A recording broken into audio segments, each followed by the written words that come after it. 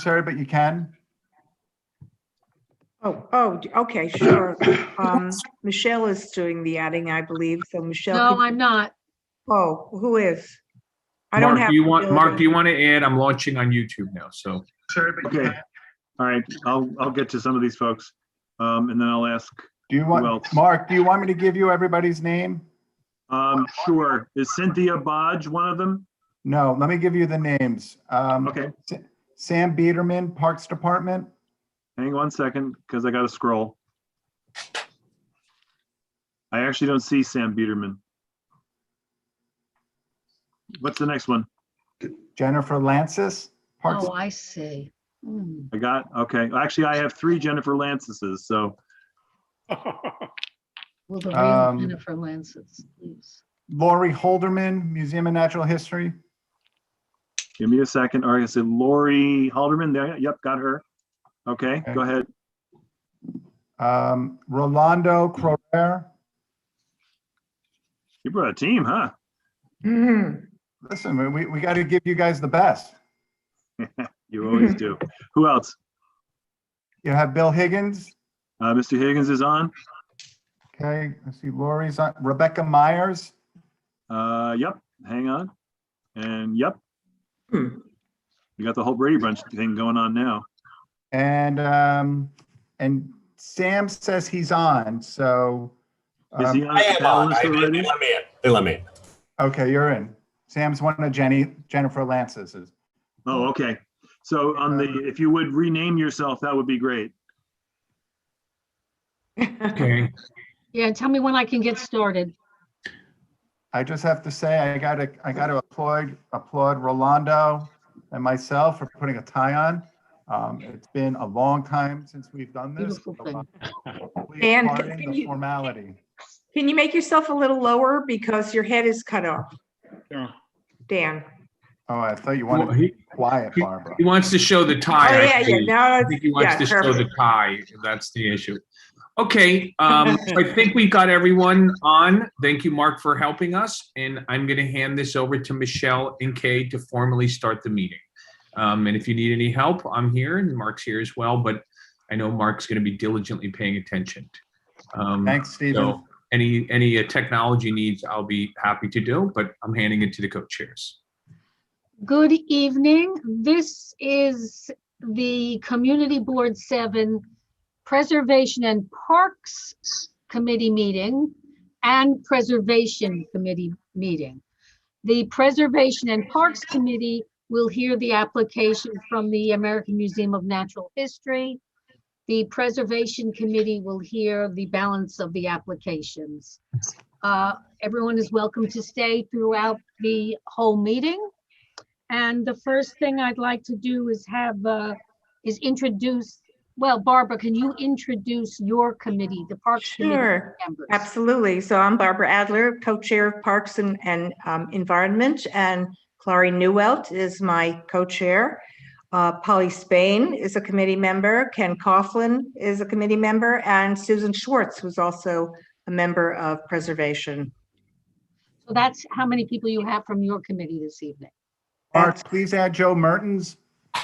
And we'll take care of that. Let's get to the intros. And Barbara, I do see Natasha is here. And So if you Natasha's want to here. introduce Oh, that's her. wonderful. I don't see her.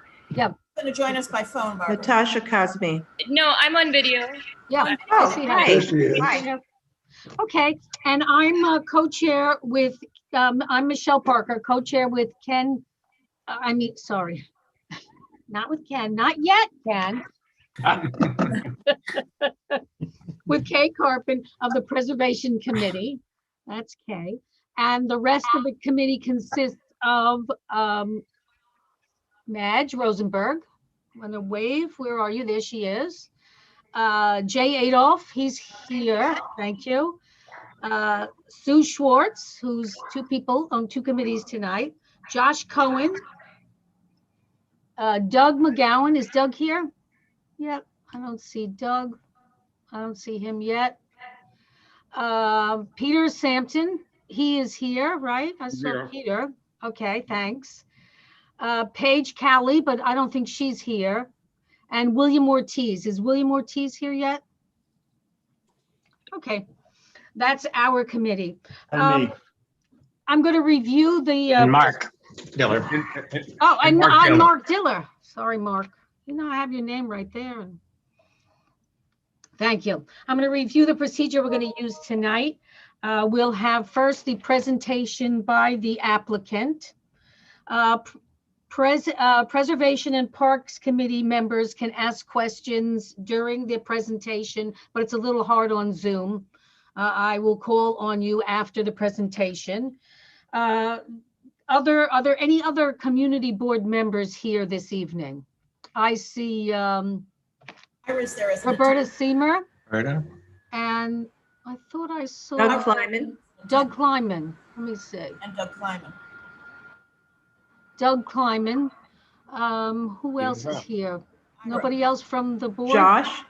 Oh, No, Josh is on yeah, right. preservation. Right. Okay, so, Michelle, Jeanette Roush, and Ira Mitchnick are in attendees. There's some other people there. okay, I'll move them over, Susan. okay, thank you. So we have a couple of other community board members. We'll allow them. First, the questions to the applicant will be by Preservation or Parks Committee members, then other community board members, then public questions from the public. Then the committee will stop the questioning. And please try to limit your questions to 1 minute, everybody.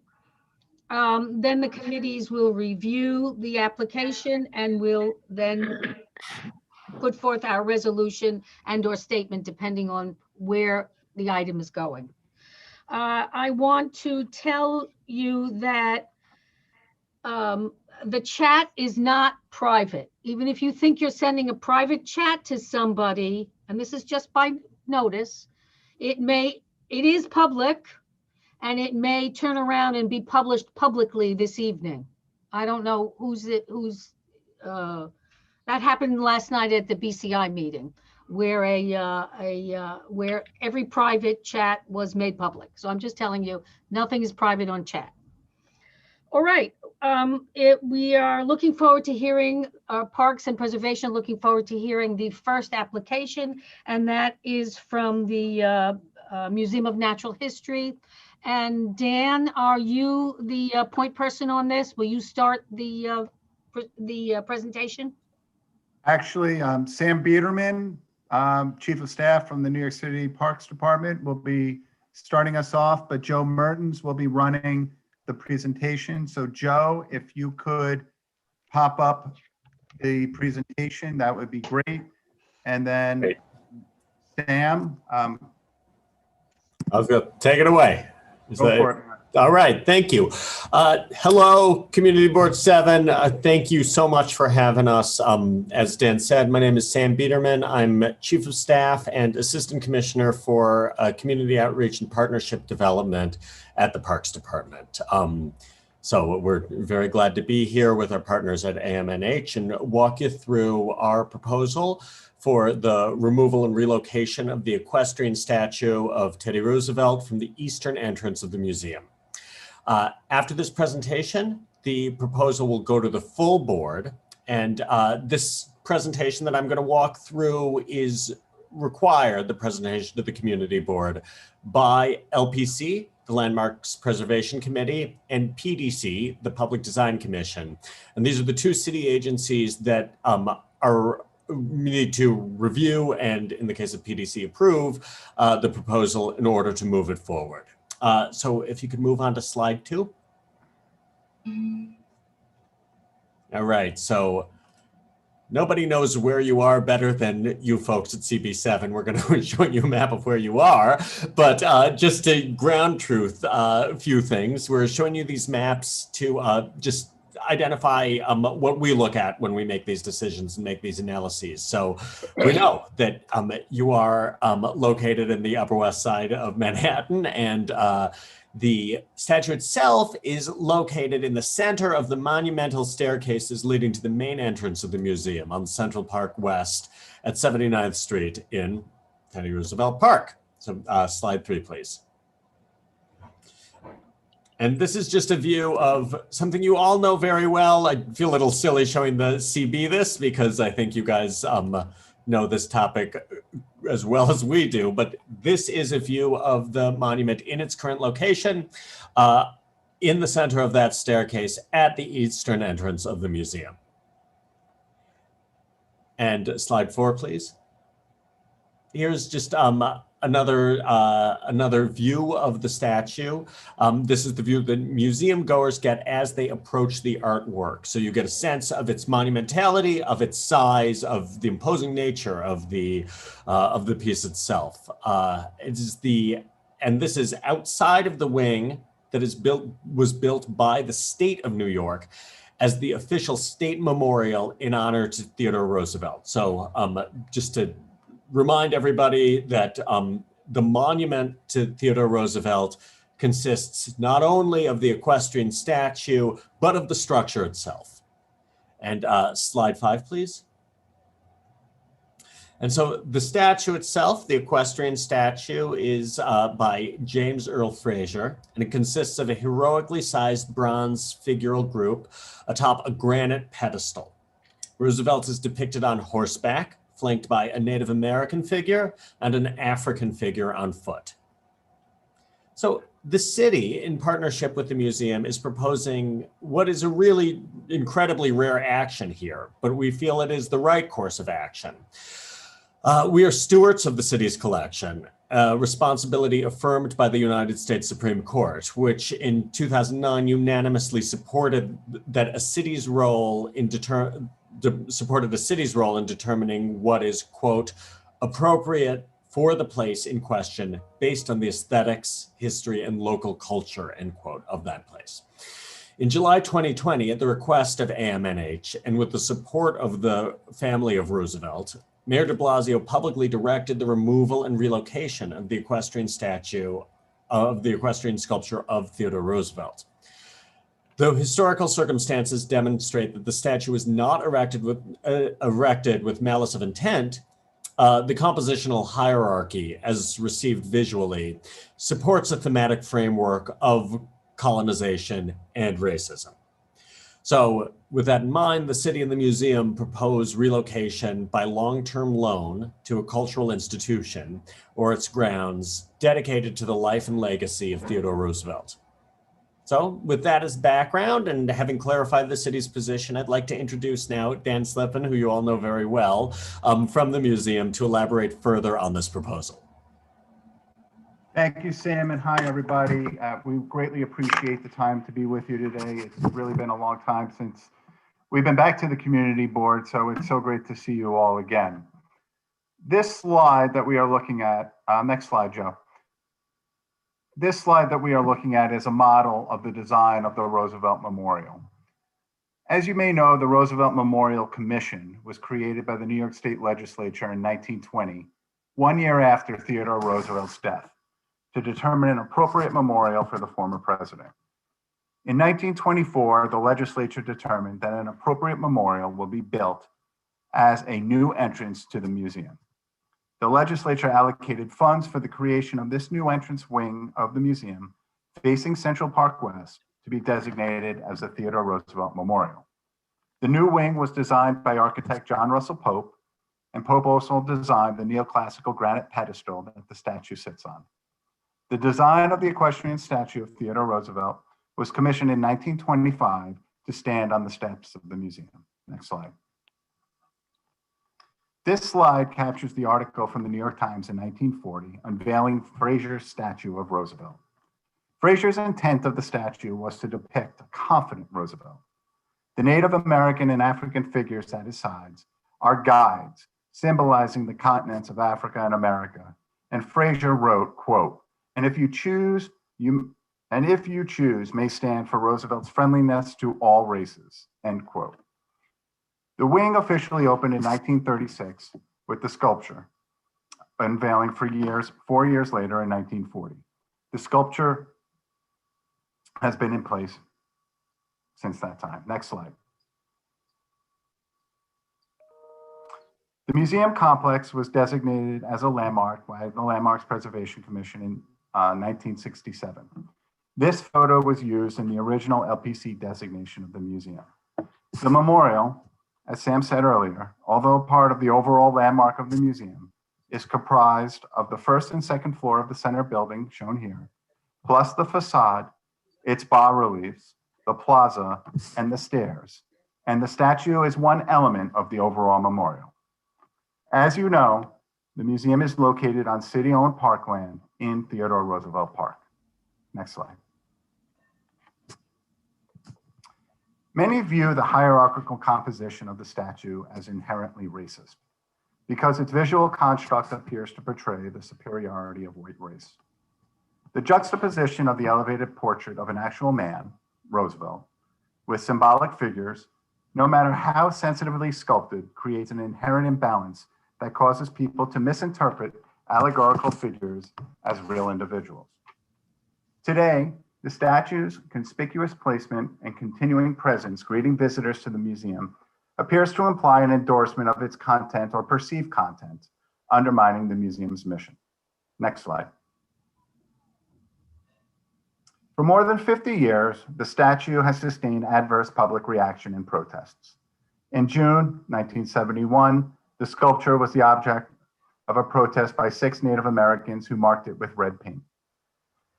And additional defacements and campaigns against the statue continued through the 1970s, 80s, 90s, and after 2000, including a series of anti-Columbus Day protests organized by Decolonize This Place, starting in 2016.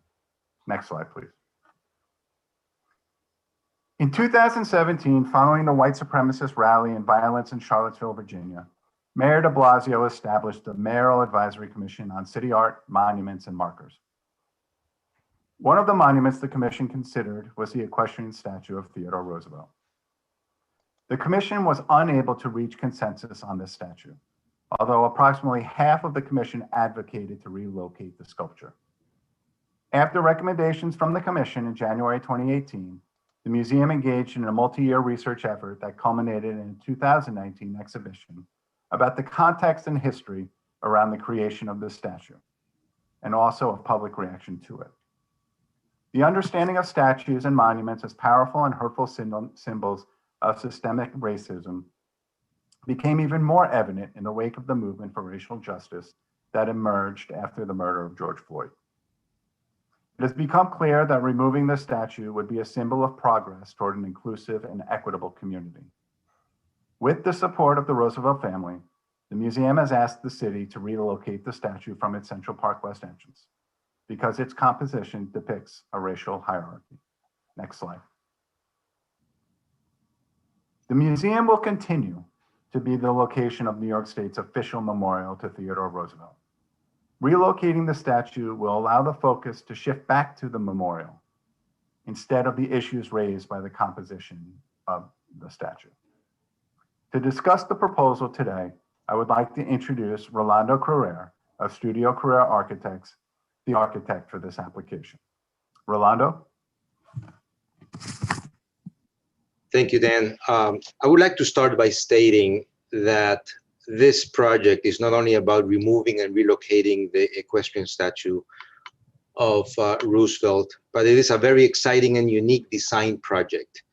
The team at the American Museum of Natural History has thought hard and very carefully about the most appropriate design for the replacement of the existing and problematic sculpture with a new design, as simple and minimal as possible, which will allow every visitor the opportunity to see the Roosevelt Memorial as a place which is open to all and which they can think about and respond to in their own way.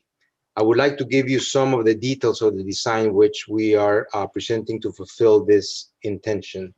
Next slide, please. Removing the statue, I'm sorry, can you go back to the previous slide? I apologize. Yeah, removing the statue creates an opportunity for a new concept about inclusivity, openness, and welcoming. This concept is represented by connecting a set of stairs from the sidewalk level to the existing plaza, directly aligned with the main staircase to the entry doors. The new set of stairs encompass the full width of the entry triumphal arch between the two center building columns and will have 4 new railings with their own design using similar bronze materials as the existing, as a subtle distinction between existing and new. As a historical reminder of the statue, a subtle echo, which you can see in between the center 2 railings, the upper portion of the plaza, of the statue, would be placed within the new paving layout of the plaza. Next slide, please. This is a photograph of the existing condition standing on the plaza looking north. The existing surface of the memorial is made up of 3 different granites with slightly different colors. The plaza itself, which is from the first tread to the left in this photograph, it's a combination of slightly pink and light gray pavers, while the stairs and the base of the statue are of a slightly white, tannish colored granite. Next slide, please. This is a comparison of the existing plaza and stairs to the proposed design. On the left side, we have the existing condition showing the geometrical pattern of the plaza with a combination of the slightly pink and slightly gray granite pavers on the plaza itself, while the stairs and the statue base have this light white tan granite. The proposed, on the right-hand side, on the right drawing, references the existing vertical pattern on the south and north side of the statue and accommodates 2'7" by 4'7" granite pavers in the slightly gray granite. This will act as a field to frame the echo of the relocated sculpture. A 1/4 inch bronze ribbon will be inset into the stone in the shape of the former statue stone base, which you can see. You can see the relationship between the 2 drawings. The size is exactly the same. The lower base is exactly the same. It's just being pushed back to allow for the stairs in the middle to be built. The pattern would provide both legibility of the footprint of the relocated sculpture and subtle but a harmonious distinction between the existing pavement and the new infill. Next slide, please. This is the proposed view showing the new paver pattern on the plaza, again, as you're standing on the plaza looking north, with the ribbon of the echo flush with the pavers in the center. The new railings are of a new design using similar bronze material as the existing, again, as a subtle distinction between what is existing and what is new. The location and design of these railings will, of course, comply to code. Next slide.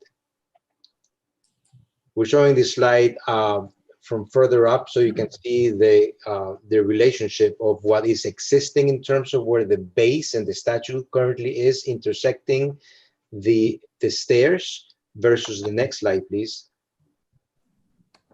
of the new design where the echo is pushed back and then the plaza exists as a item in itself with the center stairs in front of it. Next slide, please. The new design will include text engraved in stone pavers shown in the shaded areas in the drawing. The text will inform the visitor that the museum is the home of the New York State Memorial to Theodore Roosevelt, and will explain that the statue was there and the reason for its relocation. I would like to now introduce Bill Higgins from Higgins, Quaysworth and Partners, who will speak about the issues of appropriateness. Thanks, Rolando, and good evening, everybody. This final, and I will try to make it brief, section of the presentation is meant to go into a little more depth on some of the thinking behind this proposal, and specifically that thinking in the light of the Landmarks Commission's fundamental criterion of appropriateness. And this decision of appropriateness, as you know, will relate to both the removal of the existing equestrian sculpture and the proposed design for replacing the existing sculpture. First, I think there's a fundamental point. This will reiterate some of the points you've already heard, and that's probably not a bad thing, but specifically in the light of the question of appropriateness. So first of all, this sculpture is an unusual case. It's not just any sort of individual standalone memorial sculpture. It's not an entire work in itself, but it's one part of a much larger ensemble, which is all dedicated to the memory of Theodore Roosevelt in all of his dimensions as a person and a public figure. Architecturally, the memorial comprises not just the monument, but stairways, terraces, exterior architecture, and the grand interior memorial, Roosevelt Memorial Hall itself. And besides being part of a larger complex rather than just a standalone work, the sculpture is also unusual because it's part of the museum's larger program of exhibits and artwork, all of which support and illustrate its mission as not only a museum, but a center of science. So this is a crucial distinction between the sculpture as it is here and an isolated monument. It's crucial because the Landmarks Commission's decisions on appropriateness will be made on the basis of this very specific case and this very specific identity of this sculpture as part of the larger memorial. It's not going to be usable as a sort of simplistic straight line precedent for decisions on other individual monuments or public works of public art, which don't have this sculpture's quite unique surrounding circumstances. So unlike an isolated monument, the sculpture was created and it needs to be judged as part of a memorial that is a multifaceted one to a multifaceted figure. It shows carved into the stone of the terrace walls Roosevelt as conservationist, as naturalist, as statesman, as author, humanitarian, and quite a few more. And with all of those characteristics in mind, I'd ask that you look again at this image, which, kind of zeroes in on the sculpture itself. And thinking about that with all of these multifaceted characteristics of Roosevelt in mind, look at the sculpture. It's pretty straightforwardly, it shows Theodore Roosevelt as a white man mounted on a horse above two flanking figures who stand on foot well below him, and they're actually carrying his guns. Roosevelt is shown as a fully clothed figure, and the flanking figures are both pretty emphatically not fully clothed. And there's this portrayal clearly raises themes of racial superiority and inferiority, imperialism, and so many other themes and characteristics associated with that.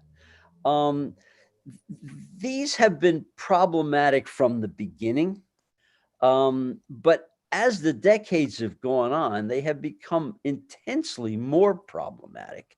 And especially now, we all say it because it's true, these are really tumultuous times. We have worldwide plague, we have racial violence, we have, issues of recognition of humanitarian mistreatment. This is a time when there's a focus and an understanding on these kinds of issues, really like perhaps never before in our history. And so as it stands now, the equestrian sculpture carries a message that runs powerfully against the very characteristics that the Roosevelt Memorial is meant to honor. And from that standpoint, I think it's really appropriate and accurate to say that removing this sculpture, original fabric or within 4 years of original fabric as it is, would not diminish the integrity of the Roosevelt Memorial. It would in fact help to reestablish it. So can I go to the next slide, please, Joe? So with the existing condition on the left and the proposed condition on the right, again, of the overall memorial with and without the sculpture. This brings up a point which has always been really interesting to me. It's one of the knottiest, but one of the most fascinating points, I think, in preservation. And that is that historic preservation is not just about the stewardship of the physical fabric of historic buildings and places. Obviously, that's hugely important, and we all spend an immense amount of time thinking about that. But what's fascinating, I think, is that preservation is equally about the stewardship of the meaning that this physical fabric embodies. And again, I'd ask you to consider these images of the existing TR memorial with the sculpture as we've been sort of parsing it and talking about it in place and removed. And primarily, the meaning of the sculpture has changed so powerfully and so negatively that it detracts from the meaning of the entire memorial. And we would submit that it's appropriate to remove the sculpture for that reason alone. But looking to the right, as a result of that removal, the triumphal arched entry to the Roosevelt Memorial with that continuous stair leading to the Memorial Hall carries a new message, a message of openness and availability, and a certain sense that the memorial is an open place. It relates to the public. It is a place that people can encounter. Next slide, please. So the essence of the design proposal for the entry to the Roosevelt Memorial is pretty simply summarized in these plans. The sculptural object that's shown in the existing conditions plan on the left is planned to be replaced by a stair with an outline image in bronze of the statue's base inlaid into the stonework of that intermediate terrace. And there would be brief text engraved into the stone explaining the sculpture's removal and the reasons for that removal, and the fact that the Theodore Roosevelt Memorial is, as it has always been, the larger composition of which the sculpture was a part. And the final slide. To put this into a larger, but we think very significant pattern, there is an overarching issue of evolution that's always been essential to the Museum of Natural History in its architectural and its institutional development. The original master plan of the museum has always been in an ongoing process simultaneously of being realized, but also of growing and changing as that realization happens in response to changes in scientific and technological and architectural and museological and cultural change in the world around it. The landmark's approval of the Rose Center, which of course involved removing the 1930s Hayden Planetarium, a huge decision based on the technological and scientific obsolescence of the 1930s planetarium story.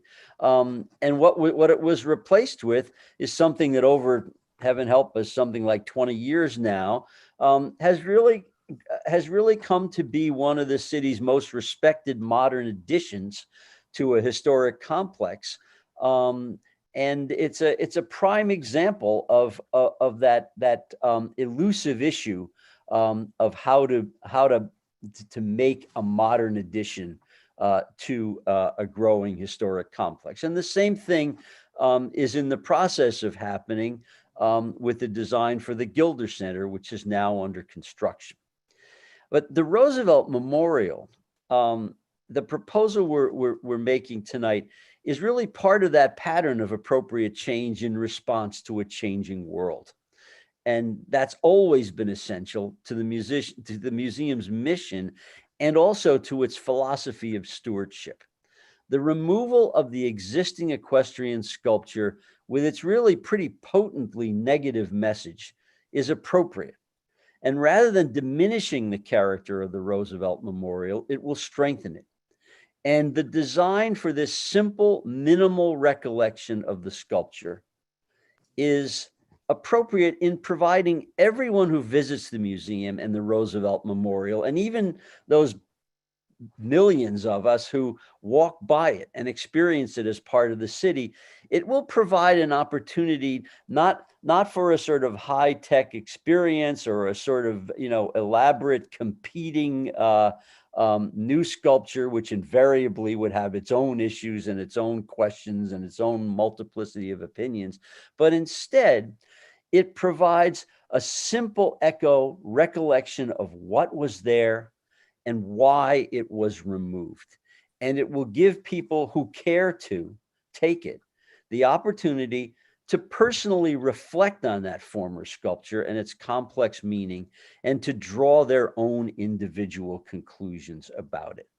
And so for these reasons, we're asking you as the committees, Community Board 7 and Landmarks, to find our proposal for the removal and relocation and replacement of the equestrian sculpture at the TR Memorial at the Museum of Natural History to be appropriate. Thank you. Thank you. Do we have any, Barbara, you want to take it from here with your committee and see if they have any questions? For a moment, I think Dan might have wanted to say something. So Dan, Oh, I'm sorry. Yeah. Thank you, Thanks. Stephen. Just Joe, next slide. Just showing you the difference of the evolution now with the statue gone. And questions, next slide, Joe. Barbara, Michelle, please have at it. Okay, back to you, Michelle. Okay, Barbara, you want to Okay, ask your committee? so Michelle asked that questions be and answers be kept to 1 minute apiece. So from the Parks and Environment Committee, any questions? Raise your We hand. stop the share of the slides so that we can. Yeah, just let's get organized a minute. Let's remove the shares and then let's put up Thank our you. digital hands, and I can help you guys because there's a lot of people. So Thank let's you. look for board members. And if you like, I'll call, I can sort of be the MC here because I can see all We're the. taking first our Parks. members from the Parks and Environment Committee. Mhm. Barbara and Michelle, are we just asking questions of fact at this point, or are we also speaking to the application? I don't know if we can make a difference. I don't think there's going to be much difference. Your Okay. questions will be one of fact, somebody else's. Okay. So I think we want to, I think the goal was to have Parks go first. Yes. And so we'll have Natasha go.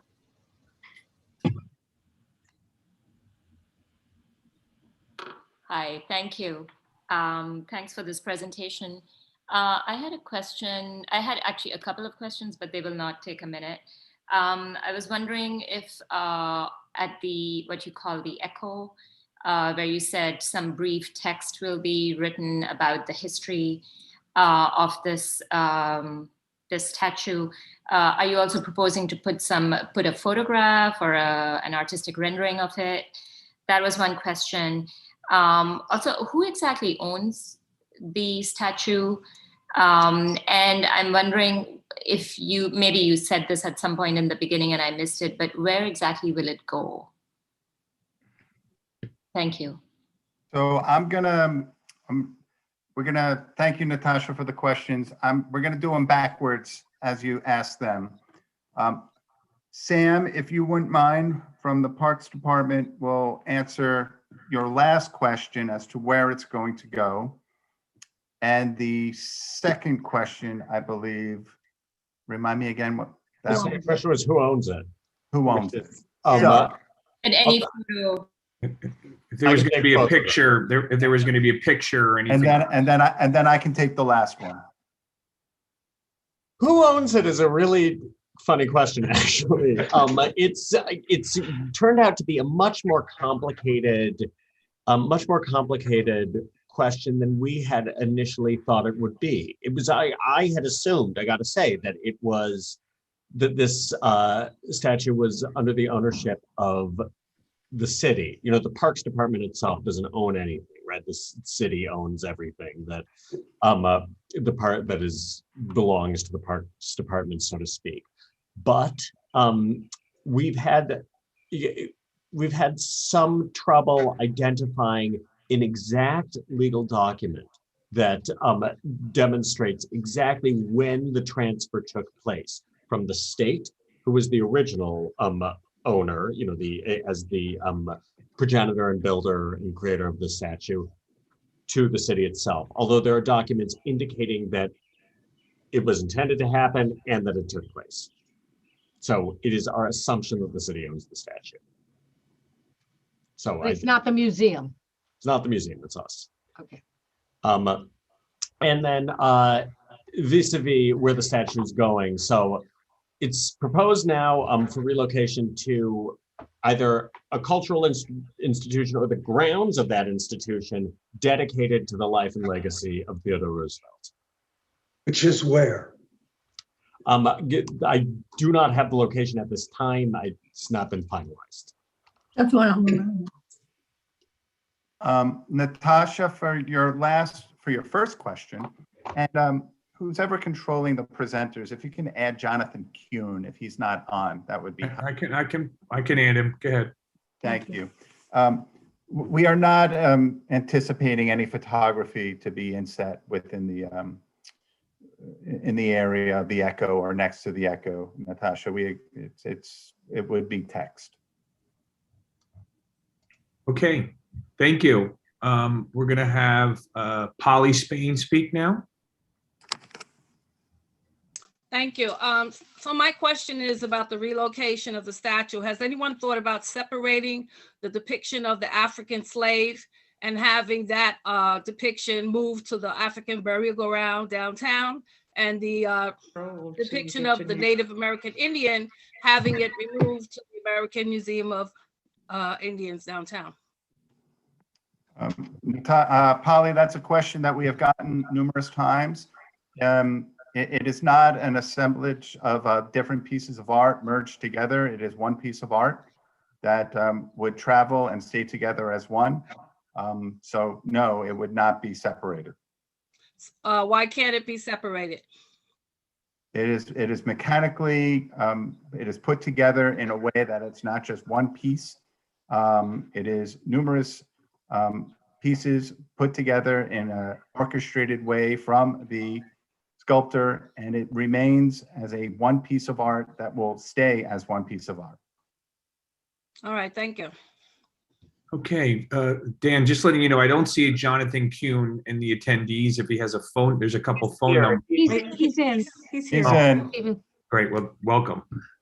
Let's go on to Susan Schwartz. Thanks so much. Just a quick question here. What's the cost of the project, Dan, and how long will it take? As far as timing, we would look at, we have a process that we need to go through, starting with you at the community board and through the Preservation Commission and through PDC. Once that is over, it would take some time that I'm going to turn over to my colleague, Rebecca Myers, who handles our capital, that can give you a better understanding of what would then happen once we got the approvals. Sure. Thanks, Dan. In terms of timing, the actual removal of the statue itself is effectively multi-week process. Once the team is up in place, they would spend some time preparing the statue to actually be removed. The removal of the bronze itself takes place over the course of 2 or 3 days. It doesn't take a very long time.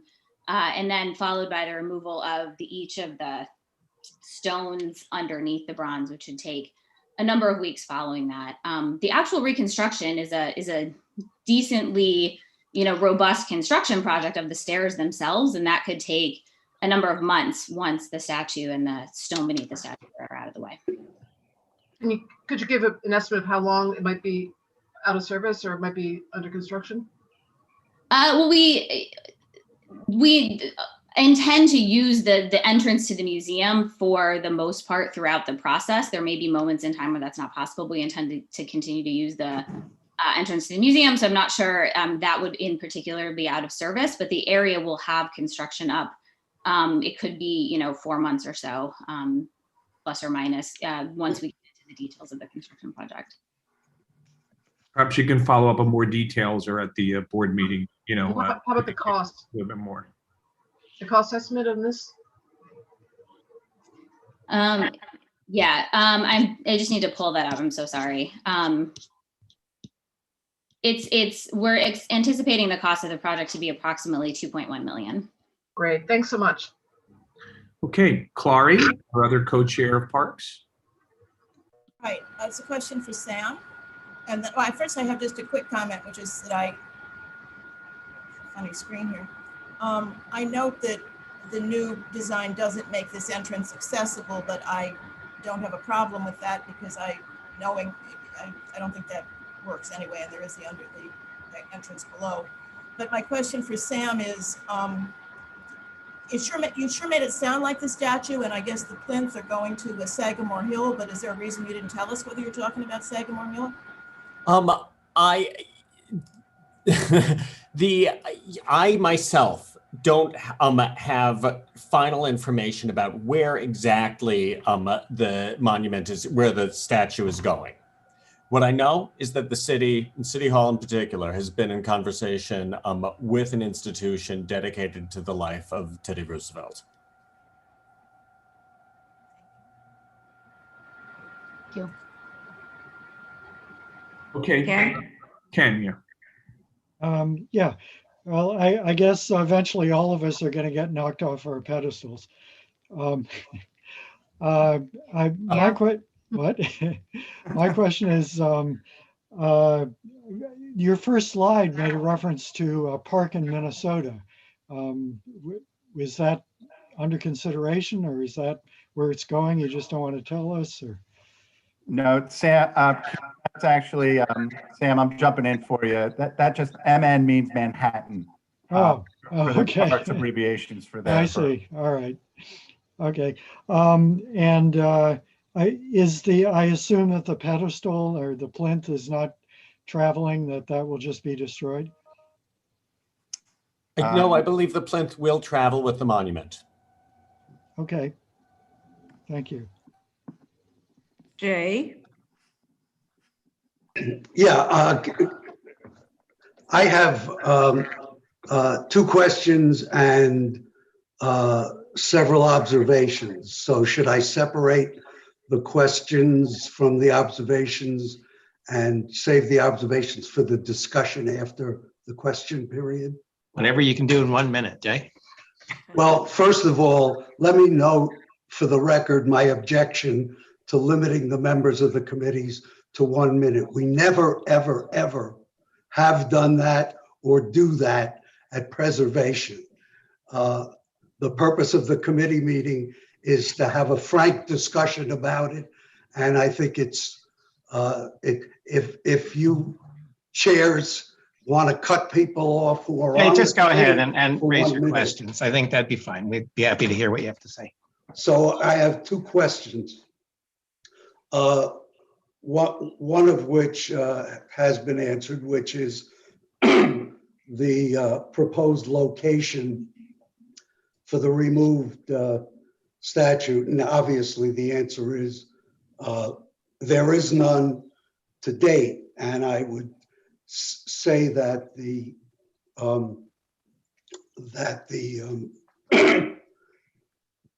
discussion by Bill Higgins of all of the reasons why this statue is being removed is the best argument I've heard for my own belief that this statue, removed intact, will never be displayed at any institution in the United States for all of the reasons that he said.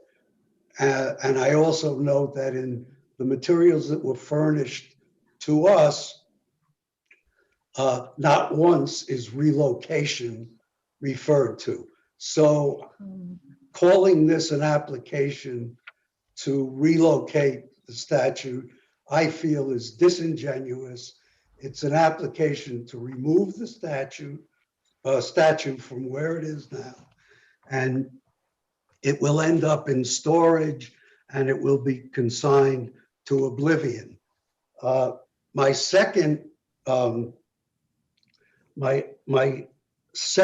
assumption, and please all of you correct me if I'm wrong, was that in the report by the Mayor's Commission a couple of years ago, and all of the releases by the museum, everybody took pains to make clear that removing this statue was in no way a reflection on Teddy Roosevelt, on his history, on his beliefs, on his philosophy, and on his policies. And I assume that that's correct. And as far as location, there is no institution in this country or in the world that has a nexus with Teddy Roosevelt like the Natural History Museum.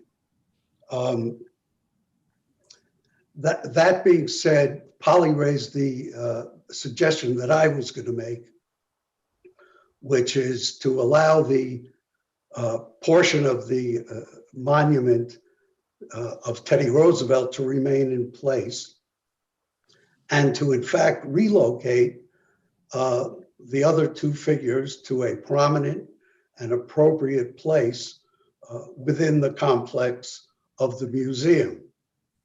I personally believe that in today's technical world with machinery and materials and skills that we now have, that those three figures could be separated.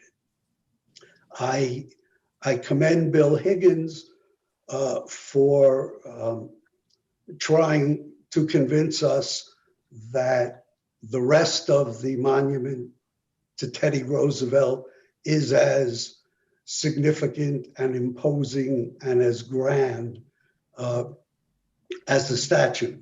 This statue is iconic in the city of New York, and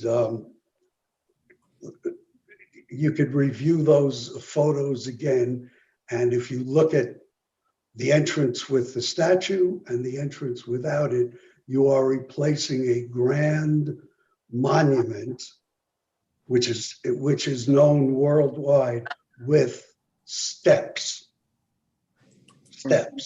I agree with Jay 100%.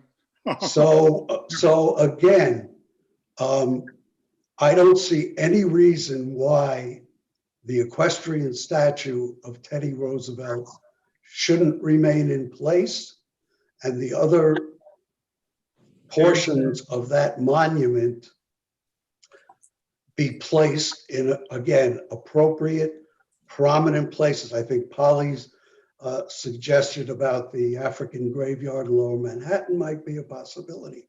But anyone who thinks that somehow this statue intact will ever see the light of day any place else in this country is fooling themselves. Thank you, Jay. I'm going to turn this back to you, Michelle. I realize I overstepped my bounds going from my committee right to yours, but I And did I have one. apologize if I took too much time. No. I had You one can continue, minor Barbara, question. 'cause it's just Peter, Yeah. then Mark. I have to say, No, I just want to ask a question myself. I'm sorry. Well, aren't I talking now? No, go ahead, let Michelle, you Barbara take over. talk, It's all right. because we're gonna finish. I had one very minor question just to follow up on the cost of this project. I know it's minor, but is the museum paying for this or is the city of New York paying?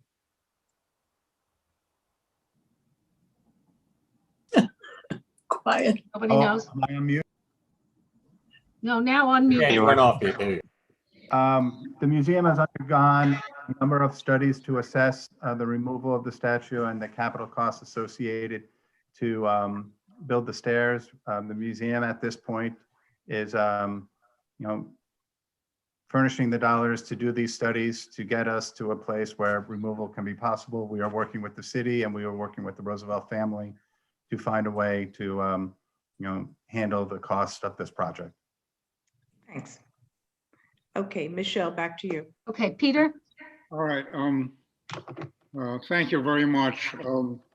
And I want to also give my regards to Bill Higgins, who I've worked with for many years. And also say one thing before my remarks.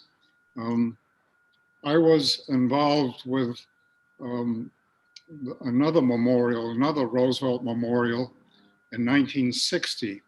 That happened to be the Franklin Delano Roosevelt Memorial in Washington, which was a major architectural competition that was decided in 1960 and was on exhibit in Washington. My team was one of 6 finalists, and it was on exhibit in Washington I can't talk now, I'm checking minutes of the meeting. the week before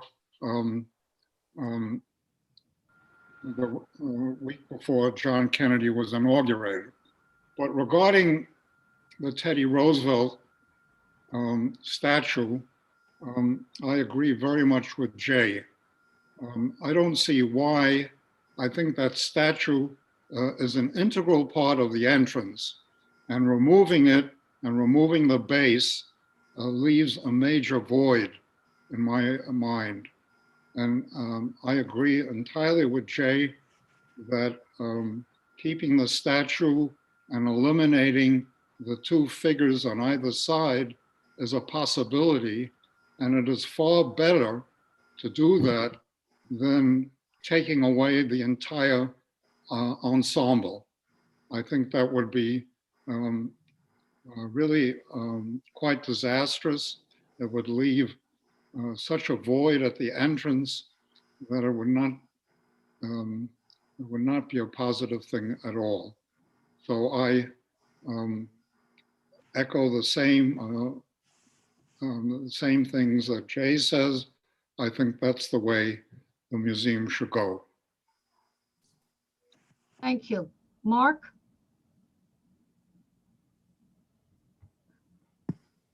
Thank you.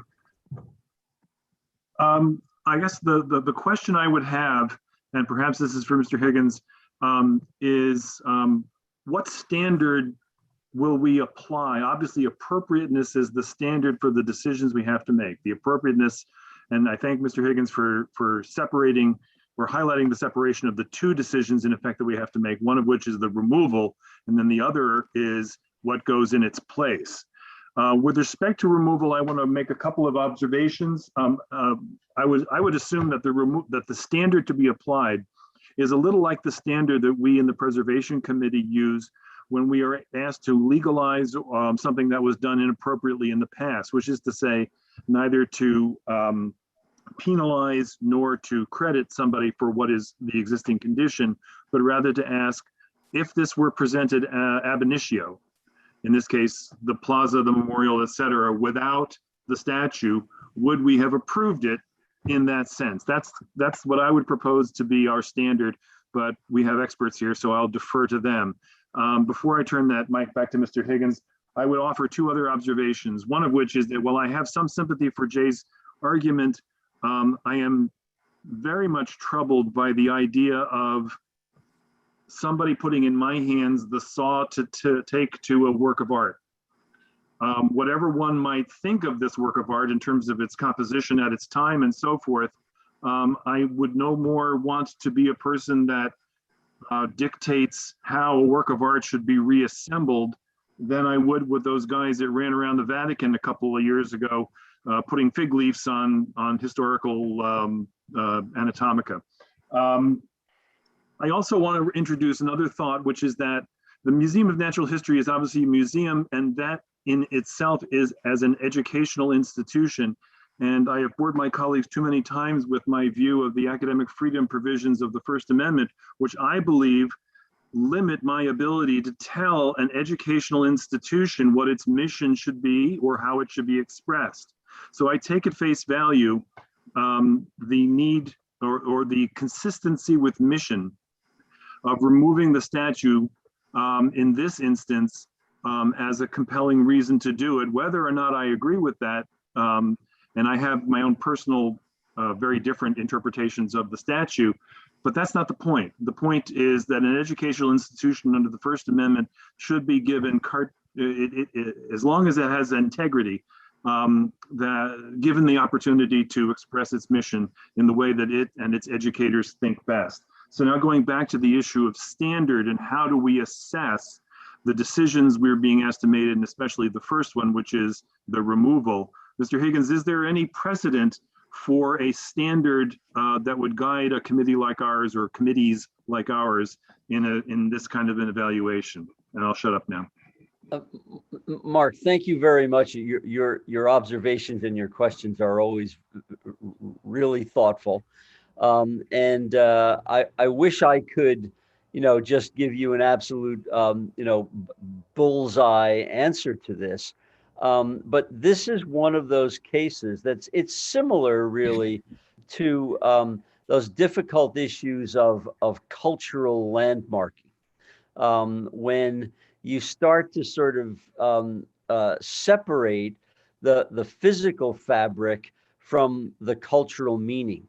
And as long as we've been doing that, which is quite a while, it still has remained a kind of terra incognita, where it's one of those places where you really get close to the bone in preservation when you're talking not just about, okay, this is a clear-cut case. It's original fabric or it's historic fabric, therefore it needs to be kept, period, end of story. This is a much more ethereal, but no less real for that kind of question. I would just say that, and I don't offer anything as a direct, precedent for this, but I think in some ways the removal of the Hayden Planetarium is a very significant, let's say, parallel to this. The Hayden Planetarium, certainly was the 1930s one, was a historic structure. It was part of an individual landmark. It had all kinds of strong validity.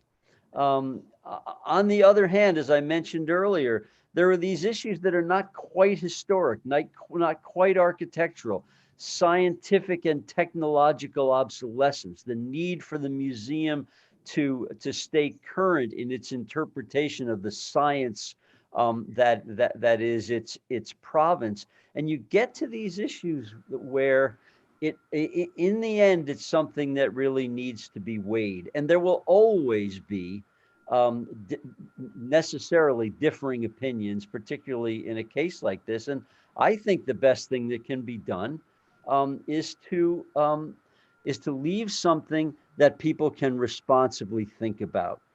And just one other thing, I just really need to this is just my own opinion.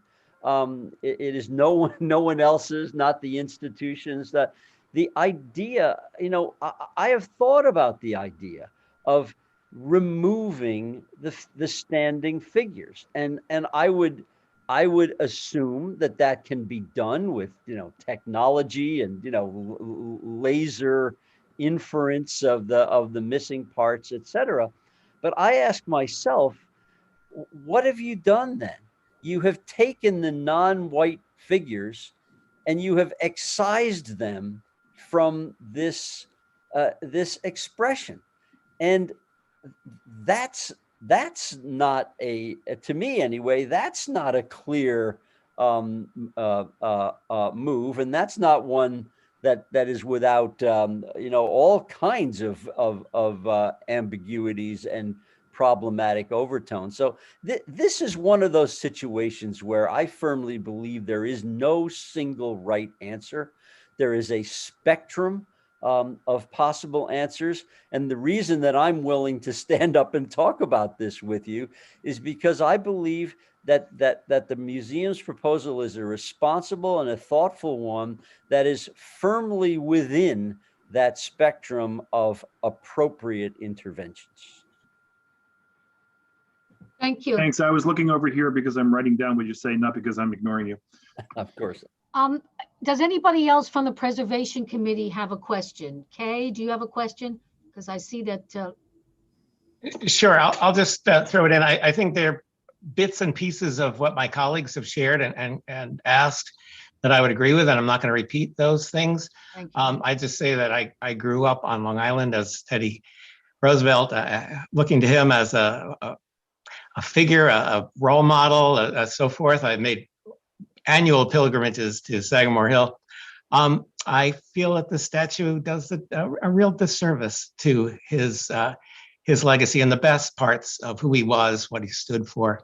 And so I don't know exactly what the right answer is, but I think the museum's onto something. I do, and we'll get to discuss this later, but I do like the openness that is created without the statue here. And the accessibility, the visual accessibility, and that it communicates to have an open pathway to the entrance. So I'll leave it at that for now. Thank you. Just a practical question. You're not calendared at LPC yet, correct, Dan? Jennifer Lancis from the Parks Department, are we calendared yet?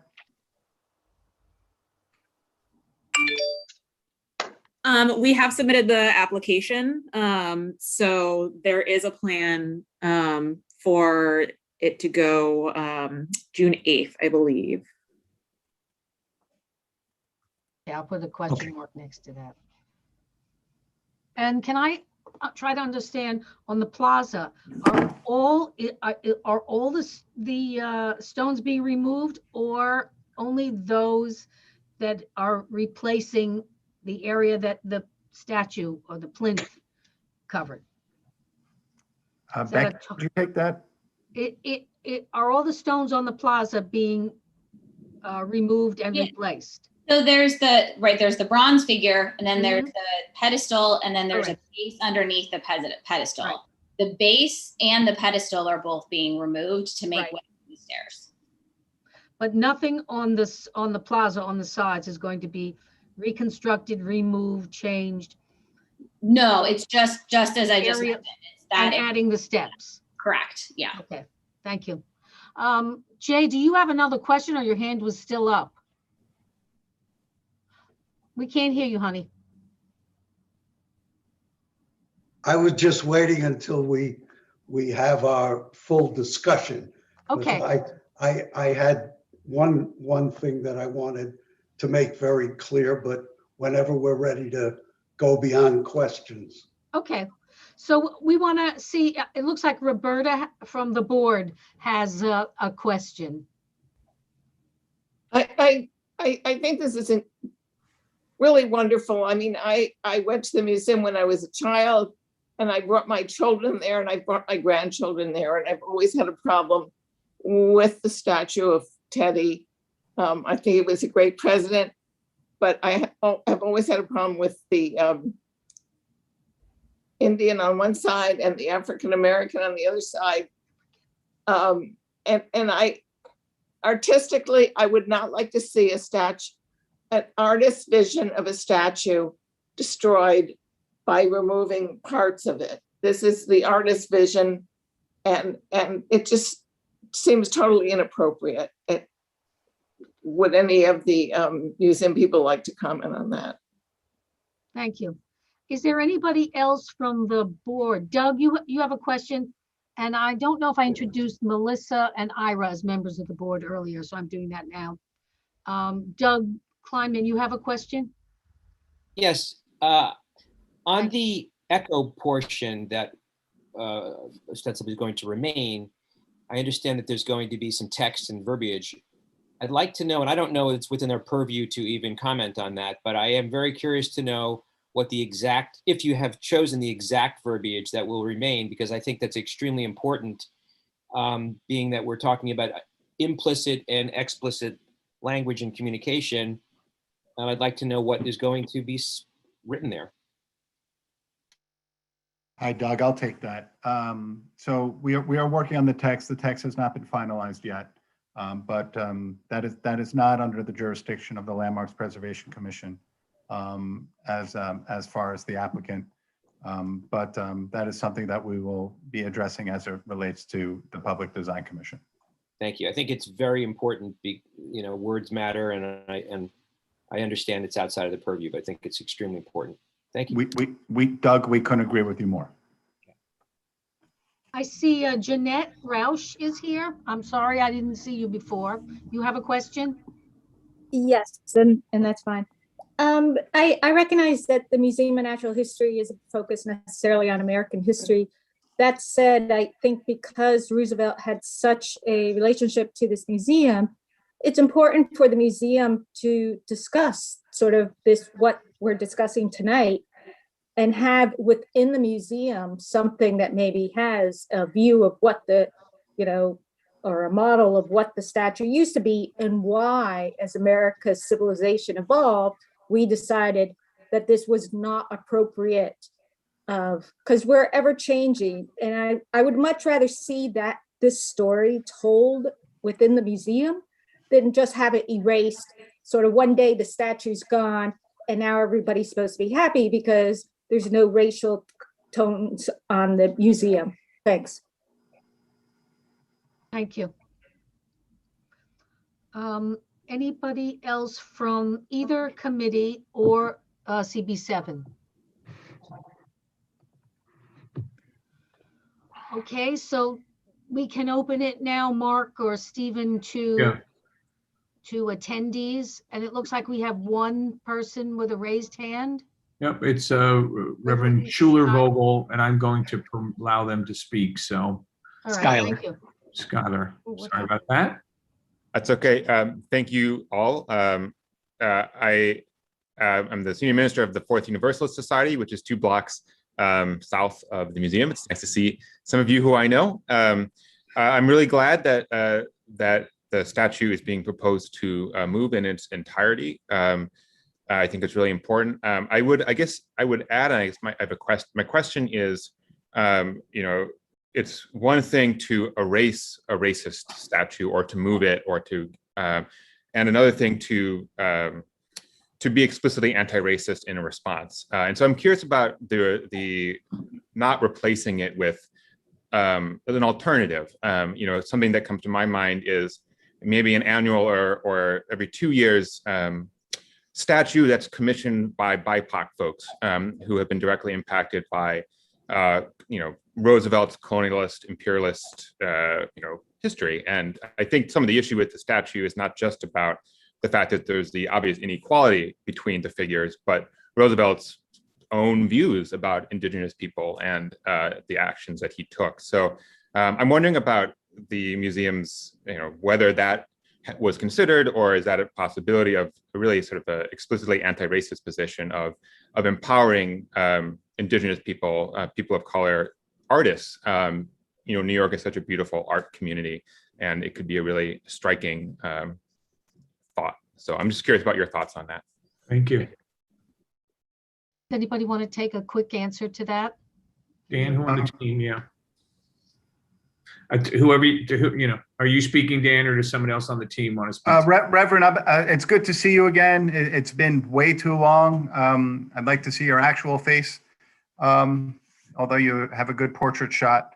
So just to simply answer your question, we don't believe another statue is necessary or appropriate at this time. The museum continues to be the home of Theodore Roosevelt Memorial, which recognizes the former president for his pioneering role as a conservationist and naturalist.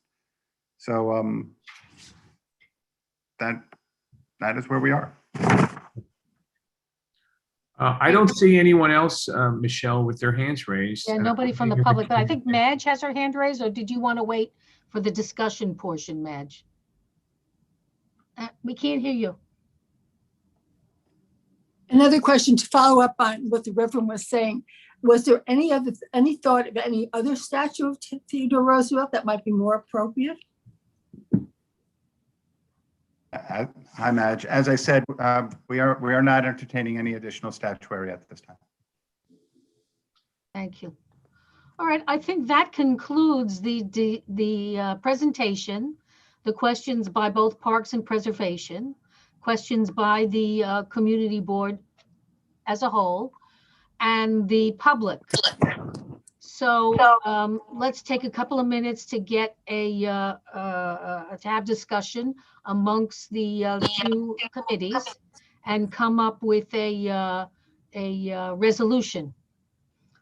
It's not clear. Yeah, Mark, you want to make the distinction between Public Design Commission and the LPC? No, our work is directed to LPC, which in turn will issue a letter with its recommendation to PDC. If I got that all wrong, some of the experts will tell me. Yes. But what I was going to call is I think that whatever resolution we arrive at should have two therefore clauses. One is we either approve or disapprove the removal of the existing statue, and then the second would be we either approve or disapprove of that's proposed to replace it.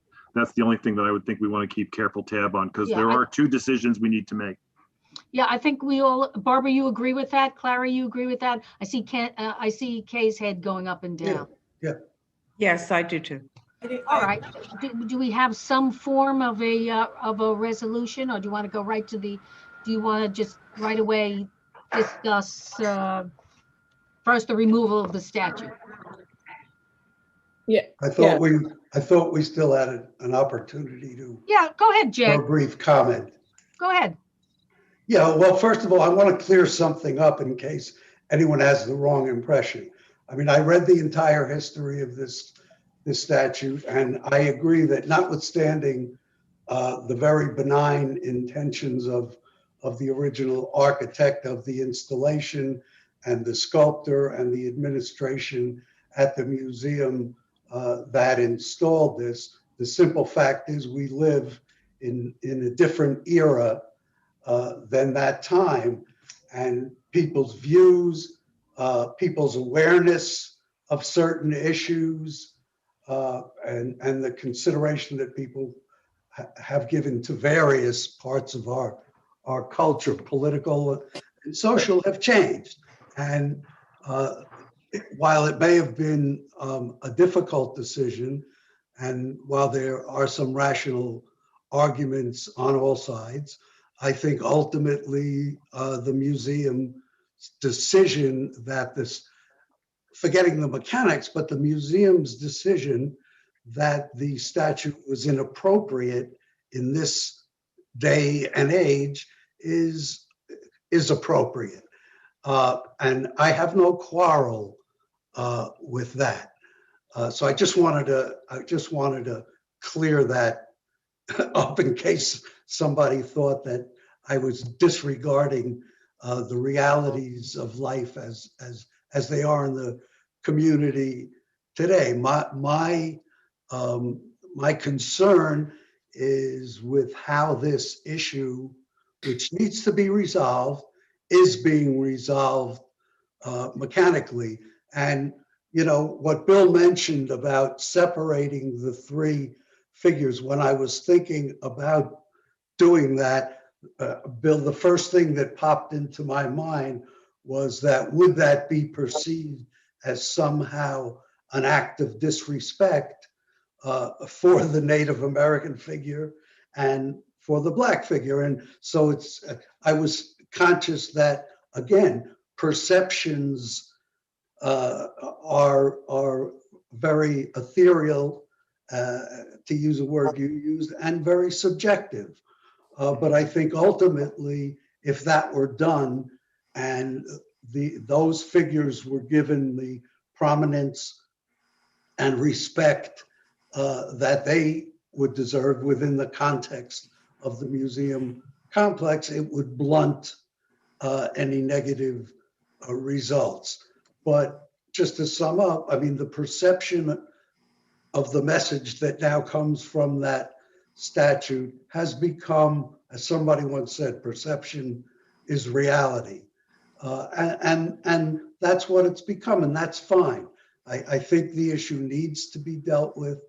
I just feel that I feel on both of the aspects of this application, I feel that the total removal of the Teddy Roosevelt portion of this monument is not warranted because mechanically it can be dealt with. And secondly, I think the proposed replacement of something as grand and imposing as that with basically a set of steps is not appropriate to the grandeur generally of the museum. And I think they need to go back to the drawing board and find some way of replicating at least the imposing nature of the entrance to the museum. So if you, Yeah, in case anybody's uncertain, I'm going to vote no on both aspects. Got it. Clary, did you want to say something? Yes, I raised my hand for that reason. Thank you. The political decision to remove the statue is not only a done deal, but is an unimpeachable conclusion that it doesn't matter what we say, and I think we all agree with the reason, I hope we all agree with the reasons why. I think it is, for several reasons, it's not either advisable or doable to split the statue up and leave Roosevelt there. I think that's a non-starter. The one thing that, and I also find the new design, which is part 2 of the resolution, that's fine, I think, and appropriate. The one thing Is it appropriate? I'm sorry, Clary, I didn't hear you. I do consider it appropriate. I mean, yes, it's a set of stairs, but if the statue's gone, I consider it an appropriate resolution of what to do with the space. The one thing that still concerns me, and I don't mean to be harping on this, is given Sam's coyness, shall we say, about where it would go, and Jay's observation, which may well be true, that it's never going to be displayed publicly with pride anywhere in the United States. The one thing that hasn't been discussed tonight is the possibility of moving the whole thing, the plinth and the statue, somewhere within the museum on a permanent basis with a very good historical explanation as to why it no longer belongs at the front of the museum. To me, that is the best resolution of all of the various issues. That saves it intact, explains why it's gone, but makes sure that it remains in existence and open to, and in some way observable by the public. I assume that was looked into, right? Well, I don't think anybody actually addressed that, Ken. No, I agree, Clary. I wonder if there is some sort of an answer, though. You want to ask Dan? Anybody have an answer? I Yeah. just know that was part of what was raised initially by the Monument Commission. We engaged in an exhibition that has been on display addressing the statue, which I do recommend everybody who hasn't seen it to please look at it. If you don't go to the museum, you can see it online, and it addresses everything that you talked about, Clary. I think that's an answer at all. I mean, if the answer is that you do not believe it should that it should stay in the museum, that would be an answer. But I don't think what you said is an answer. Oh, I do believe the question that you asked was to be able to educate the public about the statue, which is No, my question was, is it possible? Has anybody considered? Is there a possibility of the statue will not be going inside the museum. What? The statue will not be going inside the museum. That's an answer. Peter? Yeah, I'm still in agreement with Jay, and I'm thinking about the 2 figures. The suggestion was to remove them altogether, but this may be a crazy thought, but what about keeping them, but moving them over to one side and not having them be apparently almost trampled by Theodore Roosevelt's horse, so to speak, but move it over and maybe raise them so they're on a higher level.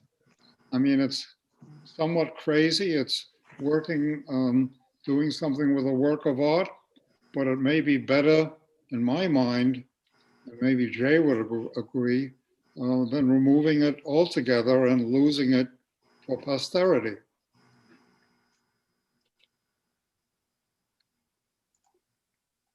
I think Can we, I I answer since he think we asked? already answered the question about any point of removal of any element of the statuary. You open up another can of worms, which is, I whenever there's a piece of art you don't like, can you change it around? I think, Peter, that it would still, that the same perception would emanate from that assemblage. And I would just say, as far as interfering or altering a work of art, which is a legitimate concern, I weigh that against consigning it to oblivion in a storehouse, because as I said before, no one's ever going to display it. Certainly no cultural. I agree. Yeah. Melissa, we didn't hear from you before, so maybe you could. Sure. Go ahead. I'm not on the committee, but Yeah, I understand. I think it does look a little empty without a statue, but I think more importantly, this is a missed opportunity to do something creative and do something like a design competition or something like the Reverend mentioned that would really kind of like flip the message and empower the people that were disempowered by the artwork. So even if that's not being pursued at this time, I would hope that maybe in the future, the museum could pursue something like that. I'm sure they'll take that under advisement. And I don't know, do we need more discussion to have a resolution on this? Oh, because we could keep asking questions all night. Yes, I have my I'd be hand happy to offer a resolution whenever you want. I have my hand up. Yeah, I know, but I might want to cut the discussion a little bit because we have 4 other applications, because I think that sometimes people are saying the same thing that, and Mark, Michelle, maybe I'll help give a suggestion for you. Yes, if you don't mind. Look, it's 8 o'clock. So we have a handful of us, everyone speaking for the second and third time. So, and some of the third and fourth. So why don't we go through? You got a quick question. You got 10 seconds. Let's do it. But it's 8 o'clock and there's a lot more work to be done. So let's all be respectful. So Roberta, do you have something brief you want to add? And I'll kind of go through everyone quickly. We just ask you to Very agree. quickly. I think it's very important to get rid of the statue. I think it's offensive to so many people. And I think the museum has done a great job of outreaching and doing, reaching to people. They have an exhibit where people could look at it and think about it and do something about it. As a Jew, I know my family and I have been persecuted, and I know that Black communities are persecuted, and I think it's very important to support this. Thank you, Roberta. Mark, do you have something brief to say? Who'd you call on? Mark has his hand up. Yeah. You want to read the I just want resolution? to offer a resolution which may frame the remaining discussion. Yeah, And so when the time is right, I would offer a resolution in 2 parts to approve the removal as appropriate of the individual Wait, landmark. Excuse me, Mark. Yep. There's somebody who's got some jabbering behind them. So please put yourself on mute if you're not speaking. Thanks. I'm sorry, go ahead, Mark. So whenever you're ready, my resolution to offer, I'll make a motion to approve both the removal and the replacement design as appropriate to the individual landmark. And really, we would have a long discussion of what those proposals entail, but very, very short therefore clauses. I don't see any recommendations, although there may be others that want to offer that. Okay. I think we should do that. Clary, do you have a statement? No, I said something a while ago. Oh, your hand was up. Great, we'll continue on. Kay, you got your hand up. Is there something you want to say? I can save it for later, but just ever so briefly, I do like the design of the open steps, and to me, it mirrors the what's on the other side of the park, the grand entrance to the Metropolitan Museum of Art. which I think is not, yeah, you could say that's just a bunch of stairs, but there's something quite striking about it. And I think this, the new design would kind of mirror that. And so that's all I have to say. Okay, Barbara, I see that you want. Yeah, I would just like to second the sentiment of Mark Diller's proposal for the resolution. All right, so let's take let's take a vote on the resolution. First, Parks, you want to do that counting, Barbara? Sure. I'm sorry, Michelle, when we have a joint committee, you take one committee vote of the combined committees, okay? Okay, great.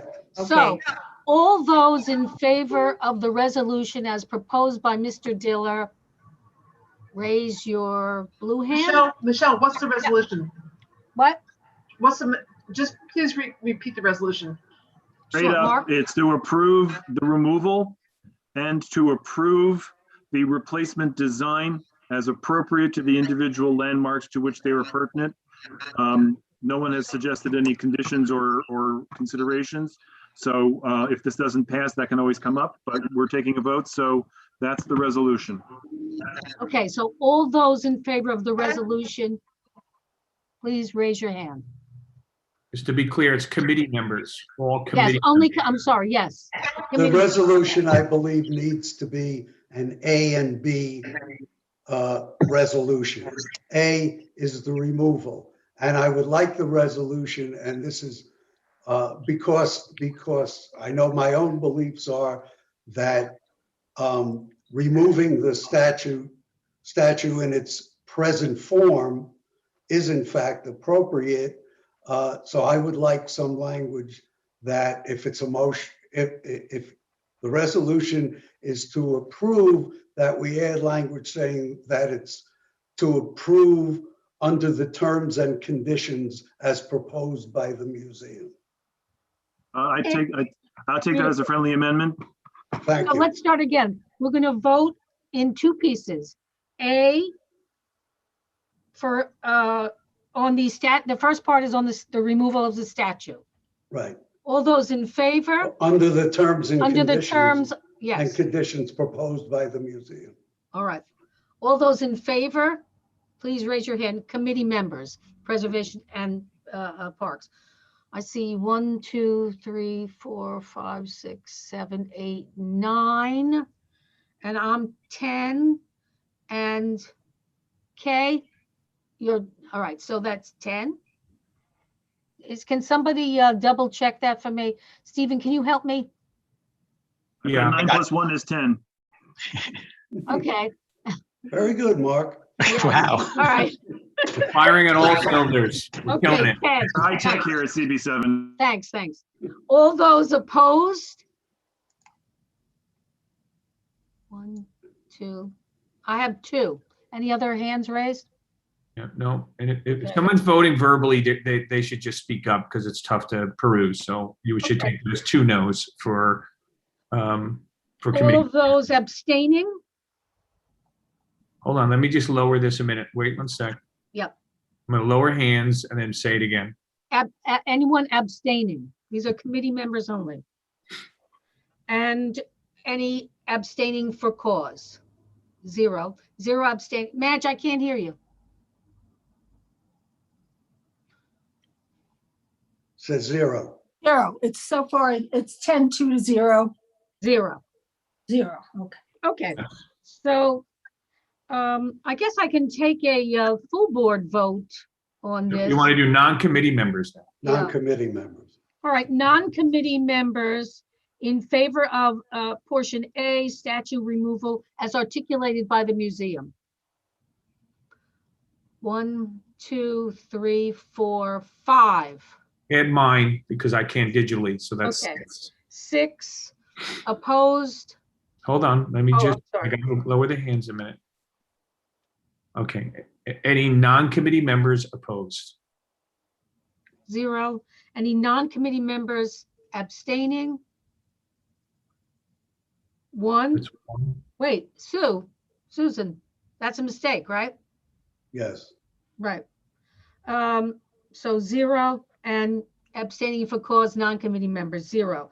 So the vote carries by non-committee board members for section A 6000. Thank you.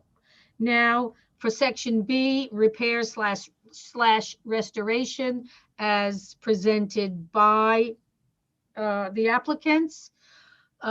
Committee, Parks and Preservation Committee members in favor of the repair slash restoration. That's what I'm calling it. Restoration?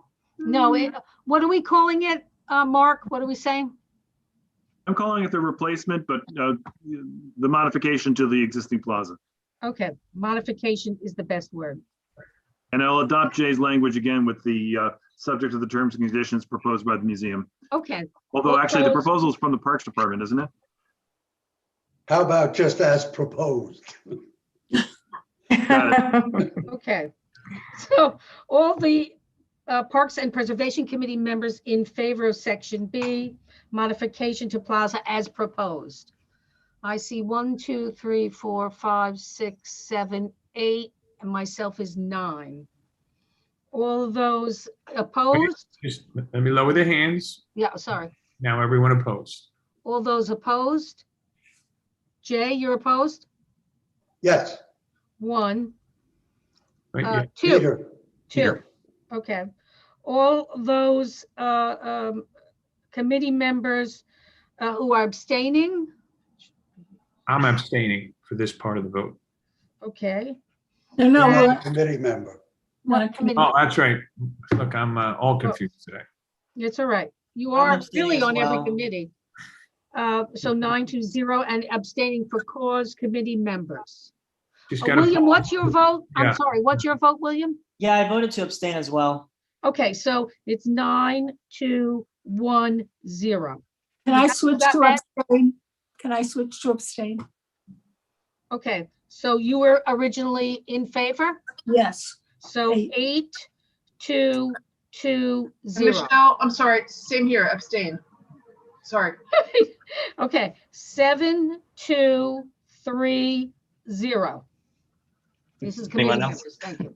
Now, any I'm sorry, can I non-committee interrupt for a board second? I'm sorry. With those who Yes. just changed their votes, for the minutes, now. For those who just changed their votes to abstain, is that only for Part B? Yes, yes. Thank you. Thank you for asking. All non-committee board members in favor of Part B modification to plaza as proposed. All those in favor? 1, 2, 3, 4. Okay. All those opposed? 0. Wait, no, I'm sorry, Roberta, you're opposed?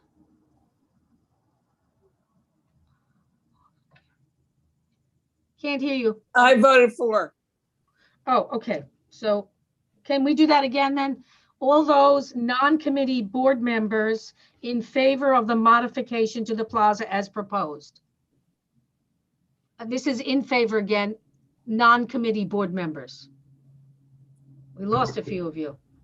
you're revoting. Non-committee revoting. members are revoting. So all non-committee members, if you are in favor, please vote. 4 of you voted a few minutes ago, just so you know. Doug, are you going to vote? I'm just making sure, because I thought, just making sure everyone knows.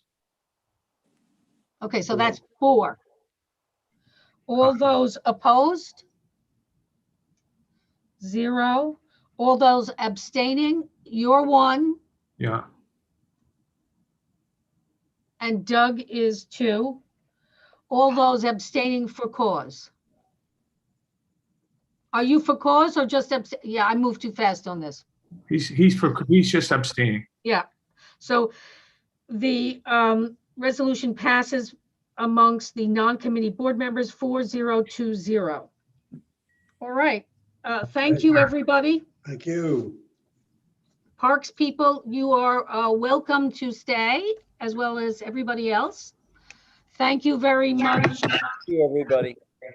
This Thank you, was a- Michelle. Thank you, all Yeah, the chairs and the thank you, committee Dan. Thank members. you. It's great Thanks to for hear. all the work. Very Thank much. you. Yeah, Thank you for all. your hard work. Thank you very much. Yeah. Good luck. Kay, can you take over for this one? Yep. All right, I put in the chat the work we still have to do. The night is young. And the next up, item number 2 on our agenda is the New York Historical Society. And so I assume we have folks from the Historical Society here to present the proposed addition. Hey, maybe we should ask if there's anybody who's in attendees that needs to be promoted so we can take care of that. Yes, that's what I was kind of trying to ask without it being in so many words. Okay, thanks. Because I see Carol Rosenthal in the attendees, and I'm not sure if she's representing anybody. And Louise Mirror and Graham. Graham Wyatt. Okay, if someone else wants to do it, that's fine. Michelle, what's the other one? Louise and who? Oh, Omar Graham. I don't have an Omar Graham. I have an Omar. Sorry, comma Graham. Yes. Roy Moskowitz. Yes.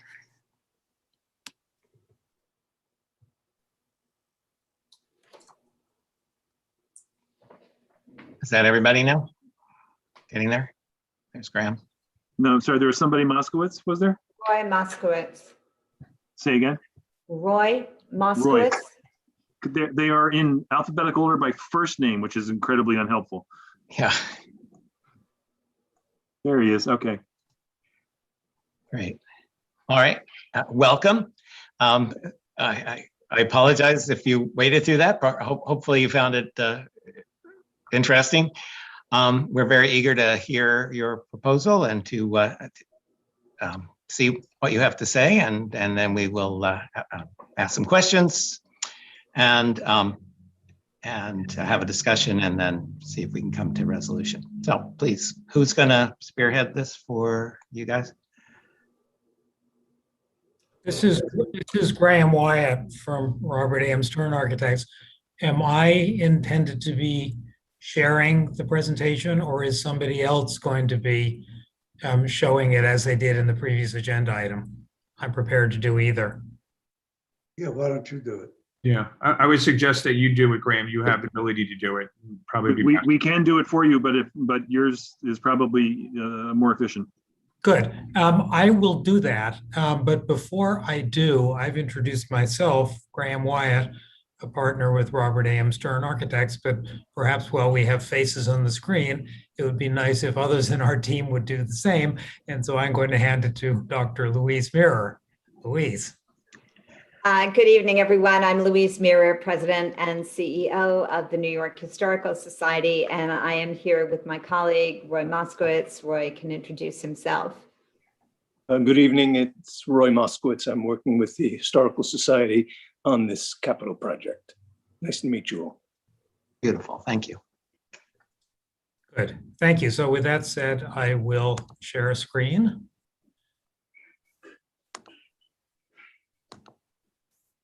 I hope that you all can see this now. There it is. And I will make it full screen, showing my Zoom prowess. Mm-hmm. And I will hand this to Louise. Great, thanks so much. And thanks again to all of you for taking the time to listen to us this evening. We are here to talk about New York Historical's plans to expand our headquarters onto a parcel of land that was actually purchased in the 1930s for the purpose of constructing an annex. To say that the project's been a long time coming would be an understatement, but what we hope to do this evening is to explain why the project's time is finally now. Next slide, please. When we were founded, and I should say that the previous slide of Hamilton and Burr relates to the year of our founding, 1804, when the consummate New Yorker Alexander Hamilton was killed in a duel by Aaron Burr. At that time, at the time of our founding, our mission was focused exclusively on the history of the state and of the nation. That, of course, was perfectly understandable because New York City in 1804 was still rising from the ashes of the American Revolution. And it would be some time before it became the city that we know today. But next slide, please. We've broadened our mission since then. And not only do we now include in our mission the history of New York City, as well as the state and the nation, but we also go beyond collecting and preserving to say that we are disseminating history to the broadest possible public. We're engaging all people in the enjoyment of learning about New York and American history with us. And it's that change in mission that has led to enormous growth in our visitorship. Some of you perhaps recall a meeting that we had about a decade ago when we presented plans for renovating our building to accommodate what by then, a decade ago, had already been enormous growth. We'd gone from about 9,000 annual visitors in 2004, 2003, to about 250,000 in 2011. And now, a decade later, our audience has grown exponentially, increased hugely to nearly 500,000 a year pre-COVID, including 200,000 New York City public school teachers and students who count on us for learning history. We've exhausted virtually every nook and cranny in our headquarters building at this point. That includes the major renovation that we did in 2011, as well as a gut renovation that we did of our fourth floor just a couple of years ago. We've reached a point at which we have a huge deficit of classrooms, just very limited space in which to accommodate the young people who come to us to learn history, and a massive deficit in bathroom facilities. So those of you who have come to public programs at New York Historical will recall waiting in line endlessly to use a bathroom, because we have totally run short on those. We've also grown programmatically with a raft of new initiatives and partnerships. Among them are Center for Women's History, our Reese Family Graduate Institute for Constitutional History, and we have a brand new collaboration with the American LGBTQ+ Museum. We're committed to working with that museum to create a space in our proposed new building that would accommodate collecting, preserving, and displaying the history of the LGBTQ+ community, something that's never before been done within the walls of an American museum. Our collections have also grown tremendously with gifts and purchases of archives like Time Inc., Billie Jean King, Women's Sports Foundation, Felix Rohatyn, John Zuccotti, and Robert A. Caro, among many, many others. These new collections join collections, already vast collections, that precipitated our move 7 times before we finally located on Central Park West. Next slide, please. We have unique and priceless library collections. They have been housed in an old stacks, which was original to the 1904 building and had no fire suppression at all. We've moved the old stacks entirely off-site. Our new stacks, built in 1937, relied on a fire suppression system chemical called halon, now outlawed. We've substantially moved the new stacks off-site as well. And by the end of this summer, we'll have moved all of the new stacks collection off-site.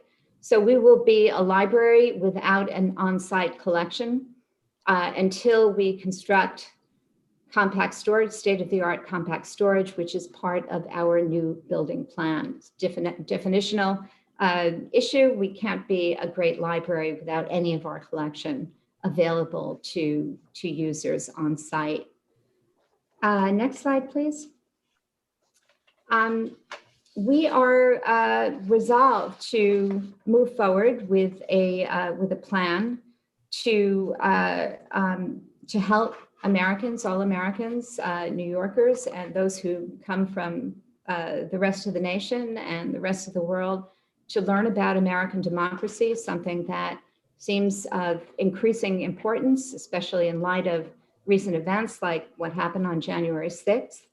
And you will now hear about the building that we're proposing to respond to what we perceive as a dire need for growth, with state-of-the-art storage for our library collection, a home for our new Academy for American Democracy, which serves 30,000 New York City public school sixth graders with history and civics education, and our new LGBTQ plus museum within a museum. So thanks very much again for your time and attention. And I'm going to turn the presentation back to Graham. Thank you. Good. Thank you very much, Louise. And so I think before we launch into the specifics of what's being proposed here, it's very useful to have a bit of historical context. And as Louise has already pointed out, this is the 8th home for New York Historical as they have moved north, as Manhattan has grown to the north. And you see those various locations here. The 8th location is 170 Central Park West. And even there's an interesting story of the development of the New York Historical Society's facilities and their real estate holdings. They initially purchased in 1891, right at the time when the Upper West Side was being subdivided and going through its first great real estate boom, 10 lots fronting on Central Park West between 76th Street and 77th Street. And here you can see them in the upper right-hand corner in this fairly well-known photograph taken from the top of the recently completed Dakota in 1887. And you actually see the John Caddy wing, the first wing of the American Museum of Natural History, just off behind that to the left.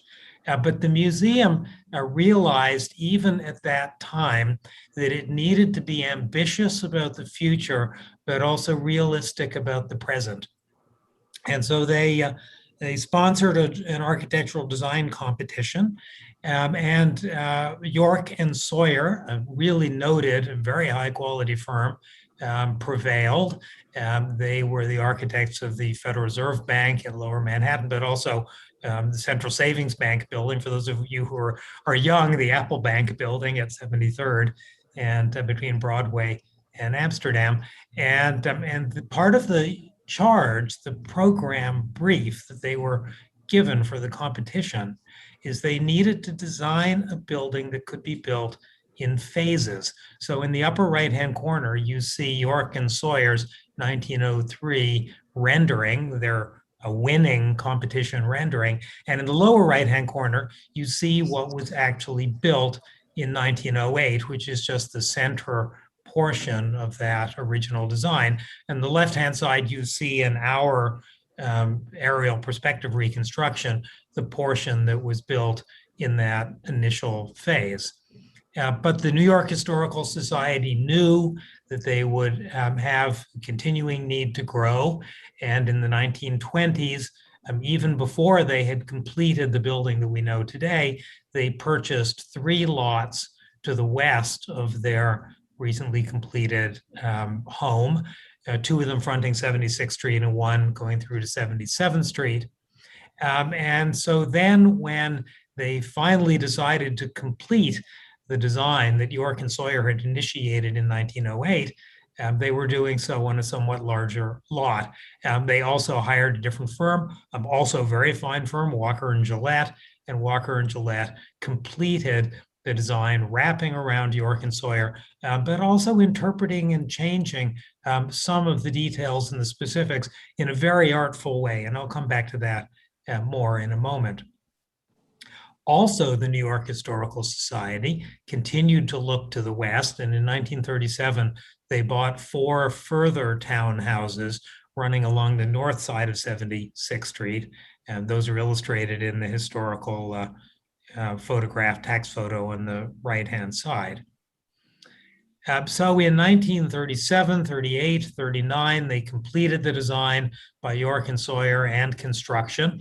And so you see that represented in the left-hand side in the bold orange outline. And in a dashed line, you see the site of those former 4 townhouses, which were demolished at more or less the same time, creating the site, which has sat vacant ever since and is the site for the subject edition tonight. You see in the upper right-hand corner, a photograph from 1938, as the York and Sawyer, the Walker Gillette building was completed, and it was completed with a blank party wall facing west with the clear intention that there would be future expansion. And future expansion was planned in the 1940s and 1945. The New York Historical Society commissioned a design for an education wing. That is not widely known or published, but it's represented here from blueprints which are in the archives of the New York Historical Society collection. And you can see in our perspective reconstruction on the left-hand side how that would have appeared running along the northern side of West 76th Street. The original building, the combination of York and Sawyer in the center and Walker and Gillette at the sides, was designated as a landmark building in 1966. So very early in the New York City landmark preservation designation business. And it was then incorporated as a significant structure within the West 76th Street Landmark District in 1973, and then finally in the much larger Central Park West Landmark District in 1990. So it's really it's a triple landmark by virtue of those 3 different designations. Many of you will remember, as I do, as an Upper West Sider, some previous runs at this site.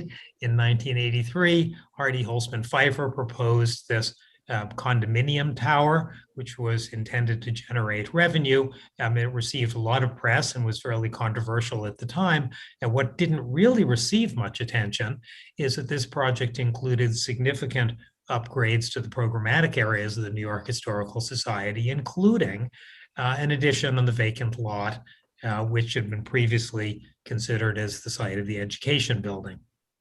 What actually came out of that was not the new education wing, nor was it the residential tower, but there were extensive renovations and very important renovations inside the existing building, upgrading its systems, and specifically with the galleries for the Henry Luce Center for the Study of American Culture and others on the 4th floor.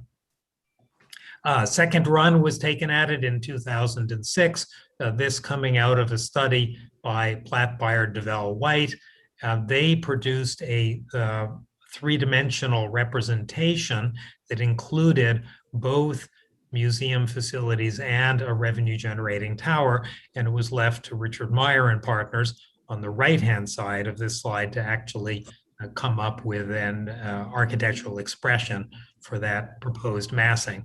And again, that project went nowhere, but significant interior renovations took place. And this was also the time subsequent to that when widened steps and a more inviting entrance and lobby were created. Accessibility was added on the West 77th Street side. So significant improvements did result from that study. So the theme of this, and I guess the reason I'm taking the time to go through all of this, is that I think it puts in context the complexity of what's happened on this site.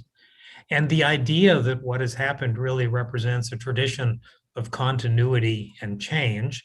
And I felt as we were preparing to meet with you that it was meaningful to excerpt from the 1966 Landmark Preservation Commission designation document, the text which you see at the bottom of this screen, which says, among other things, these additions, and here it's referring to Walker and Gillette, though designed by another architect, were so skillfully integrated into the existing work that the structure appears to be perfectly designed and constructed in one operation by one architect. And that is an intention that we've very much taken to heart as we've looked now more than almost 90 years later at what might occupy the West 76th Street vacant lot. So a bit about that proposed addition. The proposal really comes in three pieces. One is that there is new construction proposed on the vacant lot, which is on the north side of West 76th Street. And here you see that labeled as new construction. Second component is a reconstruction of the existing stack tower, what Louise referred to as the new, that's in quotation marks, stack tower, because it actually dates from 1937 to 39. And then there will also be a certain number of interior renovations needed to afford a seamless interior connection between the added building and the existing building, and to deal with certain really basic infrastructure issues within the existing building, which Louise has already mentioned. Very significantly different than the 1983 or 2006 proposals.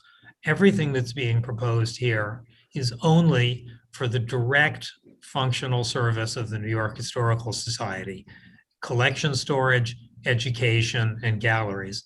And furthermore, everything that's being proposed here is as of right zoning. It meets zoning restrictions in terms of lot coverage and floor area ratio and setbacks and massing in every respect.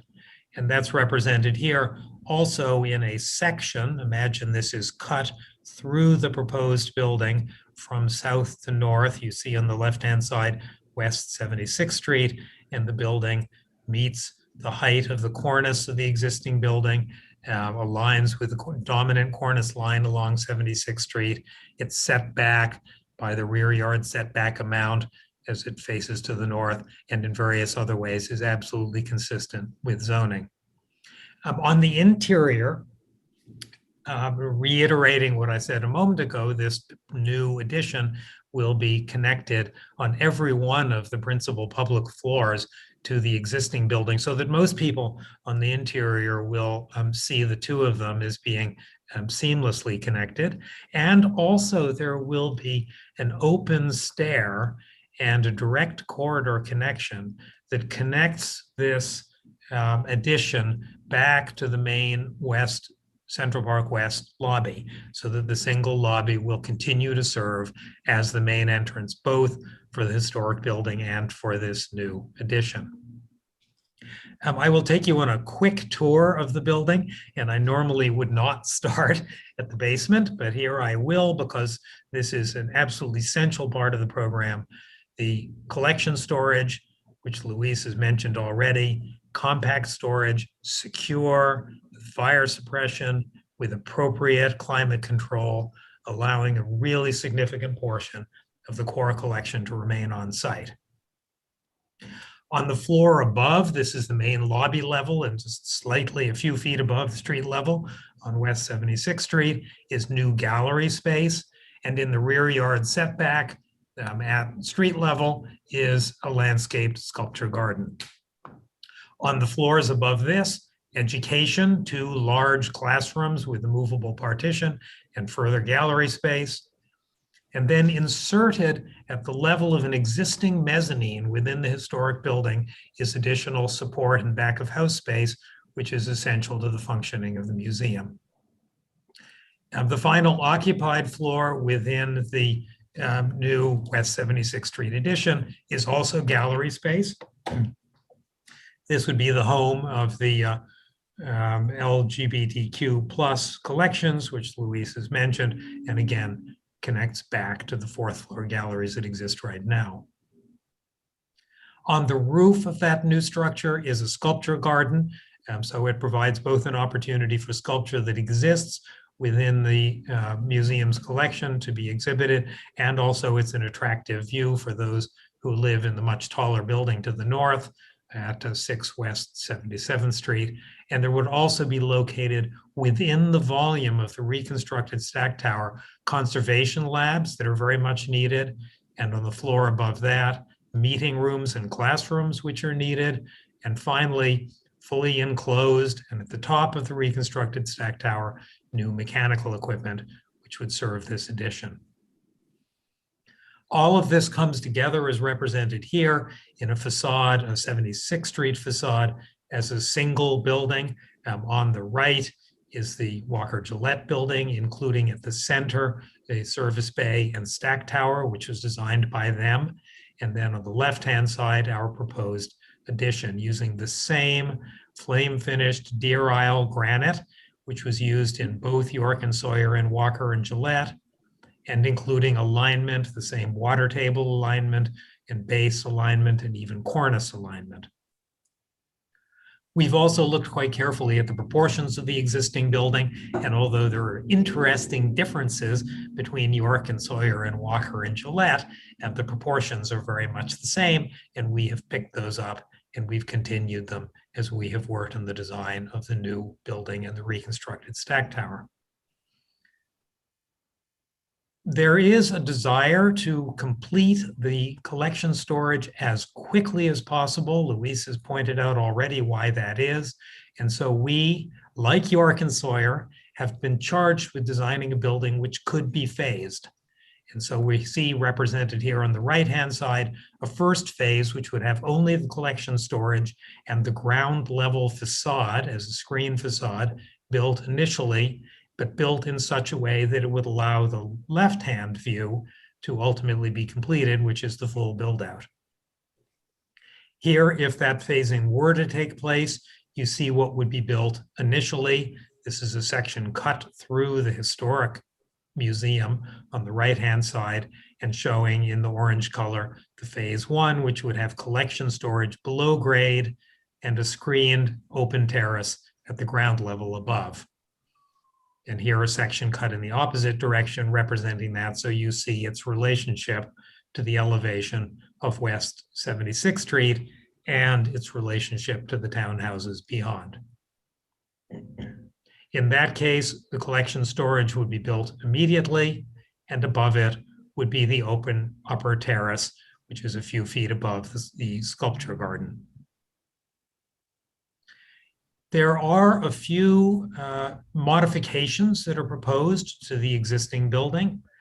One of those is a set of modifications related to fire egress doors and the existing service door, which were designed and built according to the designs of Walker and Gillette from 1937. And you see those as they exist right now in the photograph on the upper right-hand corner. There is a narrow service door which has a roll-down galvanized steel door. It's not original, it's a replacement. And then you see adjacent to that steel doors, which are egress doors. And the below that in the lower right-hand side, you see original drawings by Walker and Gillette. And I hope it's clear on the left-hand image that we're looking to pick up on the flat panel structure that was created, designed by Walker and Gillette, and redesign it in a way that will provide a restored service door and 2 egress doors, which are required by this addition. The second area where there will be some change is in the reconstructed stack tower.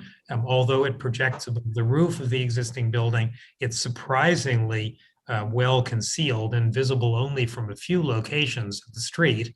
Maybe the most significant of those is on the eastern curb of Central Park West, looking south. So the view that you see here, and we've outlined in magenta the top of the stack tower and an enclosure in the foreground, which is a water tower, and then a projection behind that, which is an existing elevator overrun. Our proposal is to reconstruct the stack tower, but we don't need to reconstruct either the elevator overrun or the water tower. So we would get rid of one of them entirely and reduce the water tower projection by half its height so that it's only high enough to enclose the fire stair, which is required by code to reach the roof of that reconstructed stack tower. A view of the rear yard, although our primary focus today is what is actually seen by members of the public from the public right-of-way. We do think that the rear yard and the collection of rear yards that run along West 76th Street are important. So here you can see that grade level sculpture garden as it would be represented in a first phase or as it would be represented and built in the full build out. In the full build out, you can see the new gallery addition and collection, storage, and classrooms on the right, and you see the reconstructed stack tower in the central view.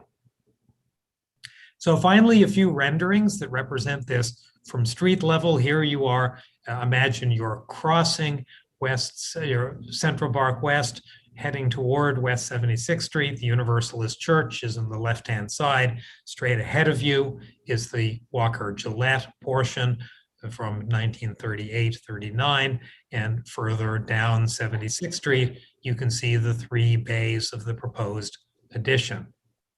And here a view also in 76th Street, look in the opposite direction. So you see in the foreground, the 3 large windows up above and 3 much smaller windows below that let light into the main gallery spaces of the proposed addition. And beyond that, you see this reconstructed stack tower and the Walker and Gillette building.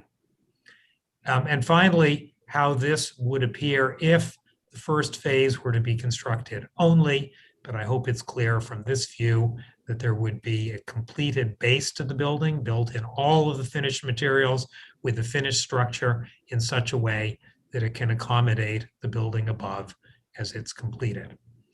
So with that, I will end the architectural part of this presentation, and I believe I'm handing this now to Roy Moskowitz, who will say a few words in closing. Is that correct, Roy? Indeed. Thank you, Graham. As many of you may be aware, we have submitted an application to the Landmarks Preservation Commission just this past week, and we anticipate a hearing on the matter in the second week of June. June 15th, I believe, is the date. We have taken very much to heart the value and importance of communication, and to that end, I've met with a variety of community organizations, including the Municipal Art Society, the Landmarks Conservancy, Landmark West, the Fourth Universalist Society, the Park Children's School, the co-op at 6 West 77th Street. We are still arranging times to meet with the 76th Street Block Association and a variety of elected officials. We believe communication is important not only in advance, but throughout the process, and understand that in the past, this community board has taken an active and leadership role in other projects in the neighborhood to foster improved and increased communications. And indeed, we would welcome the creation of a committee with the community board playing an active role in that process. The reactions that we have received thus far have been quite positive, I am pleased to say. And I believe we have received a letter of support from Landmark West. And if I may just take one more moment to say, to quote a bit from it, this is addressed to the Preservation Committee of CB7. The Certificate of Appropriateness Committee of Landmark West was fortunate to preview the proposed expansion plan for the New York Historical Society on April 23rd, 2021. Guarded after past proposals for towers by Hardy, Holtzman, Pfeiffer, and Richard Meyer, we had steeled ourselves for another round of frank discussions about scale, use, and institutional need. Instead, we received the justifiable reasoning for a mission-driven expansion to improve collection storage, expand visitorship through added classrooms and support spaces, and bring the Upper West Side a new LGBTQ+ museum. That would be the first of its kind. Robert A.M. Stern Architects has struck the appropriate Goldilocks balance for this contested site and has proven that it is possible to work within context, meet client needs, be socially responsible, and respect the underlying community with a timeless solution. We fully intend to offer a supportive testimony at the LPC when this matter comes before the full commission. And with those words, we are happy to entertain any questions you may have, and thank you for the opportunity to make this presentation. Mr. Minute Taker, I'm going to jump in and ask that the text of that letter be supplied so I don't have to try to type it. Yes, have mercy. All right, thank you so much for that presentation. I think it was very complete and cogent. There may be questions. First from members of the Preservation Committee. Anybody? I see some hands from Jay, Peter, Mark, and then from Clary. So first, the committee members. Peter, why don't you go first? Thank you. I think it's a very complete and convincing presentation. I know the Robert Stern firm, and I have a great deal of respect for them, and I think they're the perfect choice for this edition. I have one question slash suggestion, and that is, with building above the museum, which is to the east, there is an opportunity not only use the rooftop of the new portion that you explained, or the deck in the back, let's say, but because you're building over the roof of the existing building, isn't there a opportunity here to use the roof of the existing building for the public, where they would be, if they could gather up there, you would have an absolutely spectacular view of Central Park. And it would be even more attractive for people coming to the museum. Can somebody supply an answer to that? Roy, do you want to direct that to one of us? Indeed to you, Graham, if you would. I felt that coming my way. But Peter, that was my immediate reaction on having my first really thorough behind the scenes tour of the museum many years ago. There is a huge amount of mechanical equipment up there right now. And also it's in a recessed well. Who knew that York and Sawyer would have ever thought about having a recessed well for mechanical equipment? That's probably not what they intended it for. But I will say at this point, much as I'm sympathetic to what you're saying, until more money and a more ambitious project moves forward, that equipment is there, and it's very much a central part of the functioning of the museum. So a great suggestion. I like thinking outside of the box, but it's not in our current scope right now. All right, thank you. Let's go to Jay. Yeah, quick question. I understand your haste in building the first phase, or what will become a base for the rest of the addition. And I know that you said that when that's complete, it will have what in effect is a rooftop terrace. So does that seems to imply that there'll be a substantial gap between finishing the first phase and starting the second phase? I mean, not necessarily. We were set back, as so many people were by the pandemic in our fundraising. We had fully expected to receive at least a third, if not more, of the capital needs that we have from the city. But the city, the mayor's office gave out no capital money to any cultural institution in the last fiscal year.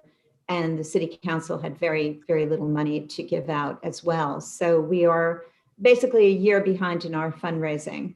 It doesn't mean that we can't very quickly catch up. And we are hoping that the city will address our needs this year. We feel optimistic as possible. The city should be in for a cash infusion, and we are very hopeful that they will make up for that last year.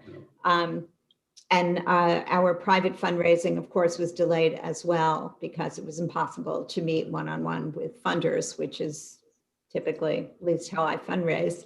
And but it's not out of the question that we will manage to get there and to the entire project at once. Yeah, thanks. That was my assumption, that the only logical explanation would have been a delay in You're correct. financing. Absolutely correct. Thanks. All right, Mark.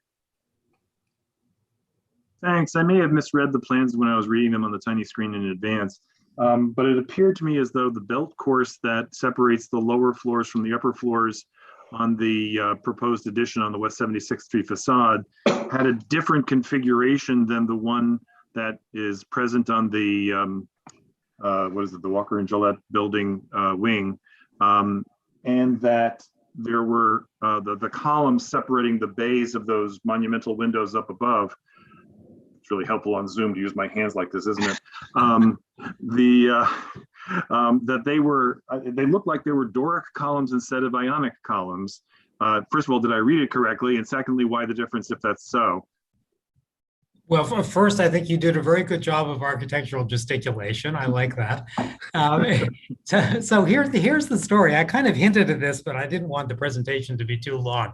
The York and Sawyer design is very scholarly. It's actually a much more scholarly classicism than York and Sawyer normally used. And those of you who know them as a firm, they came out of McKim, Mead and White, so they were certainly trained to classical architecture of the highest order.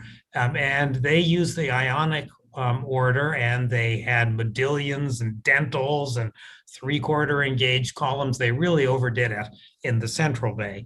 Walker and Gillette picked up on all of that, but they simplified it and they abstracted it. So they removed a bed course from the cornice, and they simplified the belt course a little bit, and they didn't have dentils and modillions. And yet, for most people's eye, it really does seem as though they're two slightly different takes on the same language.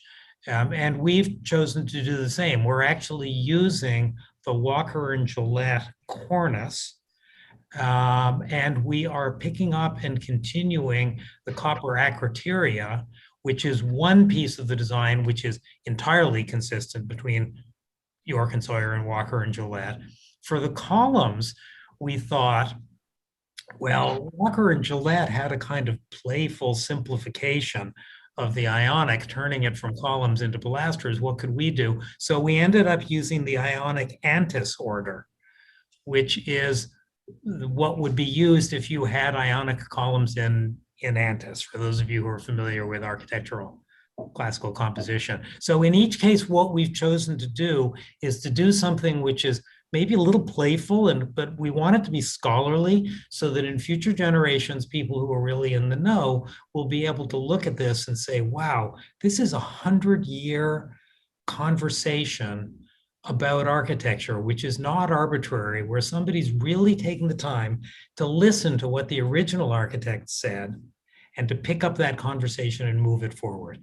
And we just see that it's something we spent a lot of time thinking about, because we see it very much in the tradition of scholarship, which is what New York Historical Society is all about. So I'm sorry, Mark, that's a long explanation, but you did open a bit of a Pandora's box there, I'm afraid. Well, it's a great answer. The minutes will not reflect the scholarliness of your presentation, but I hope that they'll at least capture the net result. So thank you for that. I think the proper hand motion there is like whoosh, over my head, but I appreciated it as well. All right, if there's no other Preservation Committee questions right now, we'll go to Clary. Right, thank you. So first of all, I think it's wonderful. I was co-chair of the predecessor of this committee in the review that led to the 2007 changes that opened up the entrance and did some things where windows became doors and resulted in the cafe and a few other things. I think, as Louise will remember, we were very hard on you guys. We contributed, along with other community groups, I think, to an improved design at the time. And it's turned out to be a great success. I'm a member and love the Historical Society. So I have just two questions. One is you show the decorative cornice in copper continuing in the new building, and you show it in green. Is it going to be a pre-patinated cornice so that it will match the existing patinated cornice on the original building? We haven't determined that detail yet. My inclination is that we will pre-patinate it. because now becoming detailed and nerdy once again, copper tended to patinate quite quickly in a time of acid rain. But now that acid rain has passed us, it takes a long time for that to happen. And so with the idea of this all looking like one seamless composition, our intention, my goal would be to pre-patinate it. My other question, which may go beyond this, it's pushing the scope of this review, I think, because it concerns the interior renovation of the existing building. But Louise referenced the dire situation with regard to the lack of bathroom space or bathroom facilities in the existing building. And I didn't see these the slides in advance because I'm not on the committee, and they went by very quickly. It looked to me as if you're on the main floors of the existing building, you're creating large multi-stall unisex bathrooms, or did I see it too quickly or misread that? We have significantly increased the number of fixtures, and at the level of design we're working at right now, we've laid them out as non-gendered bathrooms. And we as a firm, and I think I can speak here for New York Historical Society, feel that that's the appropriate thing to do, looking to the future, and particularly now, in a growing relationship with the LGBTQ+ museum. Thanks. Perfect. All right, any other questions? And then we'll move quickly to discussion. Looks like Ira. Ira, yes. Oh, there you are.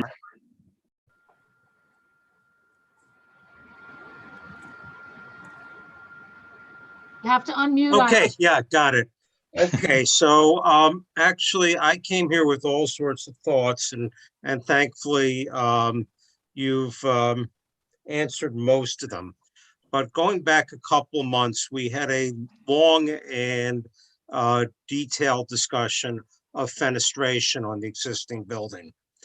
And while I think you've probably answered every question you could answer in terms of the treatment of the wall and the massing, I really hope that you would send a Cournier salesman on his way and look a little bit more towards some appropriate historical fenestration, particularly on the first floor of the building, where it looks like you've had Annabelle Seldorf drop by and sell you some windows there.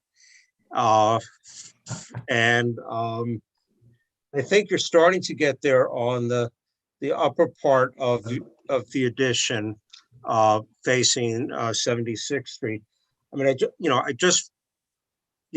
just looking at this weekend. I walked by, and that the little service link. I said, "What are you going to do with that?" And you know what? You made it harmless enough, and you did a good job with the service door and the flanking exit doors on the side, which I thought was a really good solution. But I wish you would take the same approach to the gallery windows on the upper floors and develop those a bit more. I mean, we were talking a few months ago, we were talking about the main windows on the historic building as why can't you do them in bronze? And we'd love you to do that. We understand the cost implication of that. So obviously nobody's going to try to burden you with that. But to give something with the gravitas that those kind of windows would have, and if you could do it in an aluminum, it can be done. And that certainly gives it the same care that you gave to the wall. I just, I understand you want large, light, gallery, filled spaces and the ability to control the light as you need to. I'm going to bring this to a close soon. Give me a second. But those first floor windows, you defeat everything you've done in terms of trying to do this academic study for the rest of the facade. And then I'm a little perplexed by the tower because, I sat there on 76th Street And I looked at the rest of the block and I went and said, what are you going to do? And I feel really fine about what you're doing there. But then I look up at the tower, and the new fenestration calls attention to the tower. It almost disappears now. And I'm just wondering why these huge windows in what's supposed to be a conservation room. And these big openings really just call attention to that piece. Otherwise, it looked like it was a service component, which to a certain degree it is now, from what you explained. So those are my comments. I've just asked. Other than that, I'm pleasantly surprised, having given the history of other things we've seen other people do. Good. I will take that as a compliment.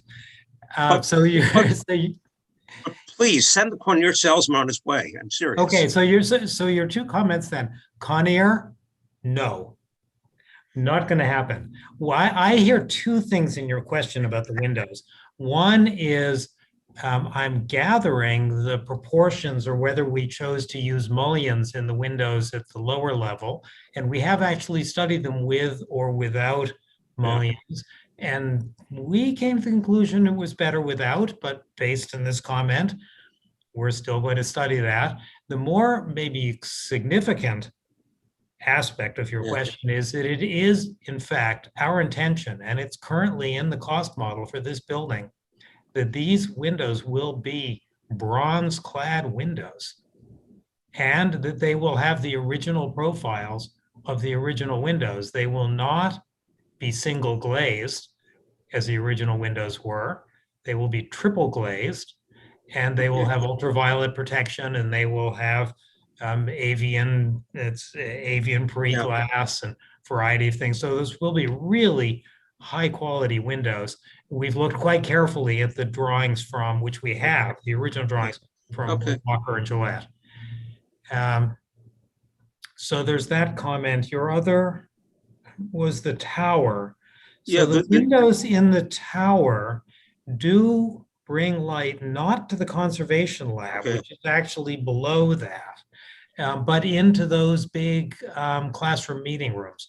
That's the one place where the windows. And then above that, there are grillwork openings with louvers that bring air into the enclosed mechanical equipment, because I was absolutely set on not having any exposed mechanical equipment out there. So those are the two different levels of opening. So I misread it. Yeah. You know the building better than I do. I've got like 3 minutes, and you've got what, 5 years? We've obsessed. Let's just say we've obsessed. Yeah. All right. Thank you. Okay. Anyway, so I'm glad to hear that you're taking a good approach to the fenestration. I think you still, given the scale of everything else that happens on 76th Street, I'm not sure that those first floor windows are necessarily in keeping with everything else. That's my comment. Small comment. Okay. Thank you. Thank you, Ira. Okay. All right. So are there, anybody else from the board have a question or, okay. I saw there's a question in the Q&A from community member. It concerns the construction and so process, and so it's a little bit out of our purview. It's not beyond the purview of the community board, and the board itself takes those matters seriously of dust and noise and so forth. Preservation a little bit beyond our pay grade, and so I would encourage Martha to pursue that. The question was, could there be some effort made to limit dust and noise, particularly as a parent of a nearby school? So I leave that with you. All right, I think it would be. Where are we at? Are there more questions? To the public. Yeah, are there more questions from the public? That's the only one I saw, but there may be others. I thought Peter Wright was going to speak. And he just raised his hand. Okay, great. And maybe you want to invite others to do the same if they want to. Sure, please do.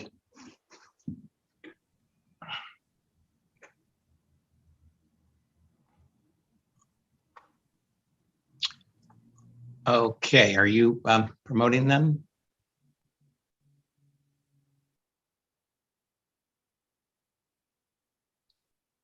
Can't hear you, Mark.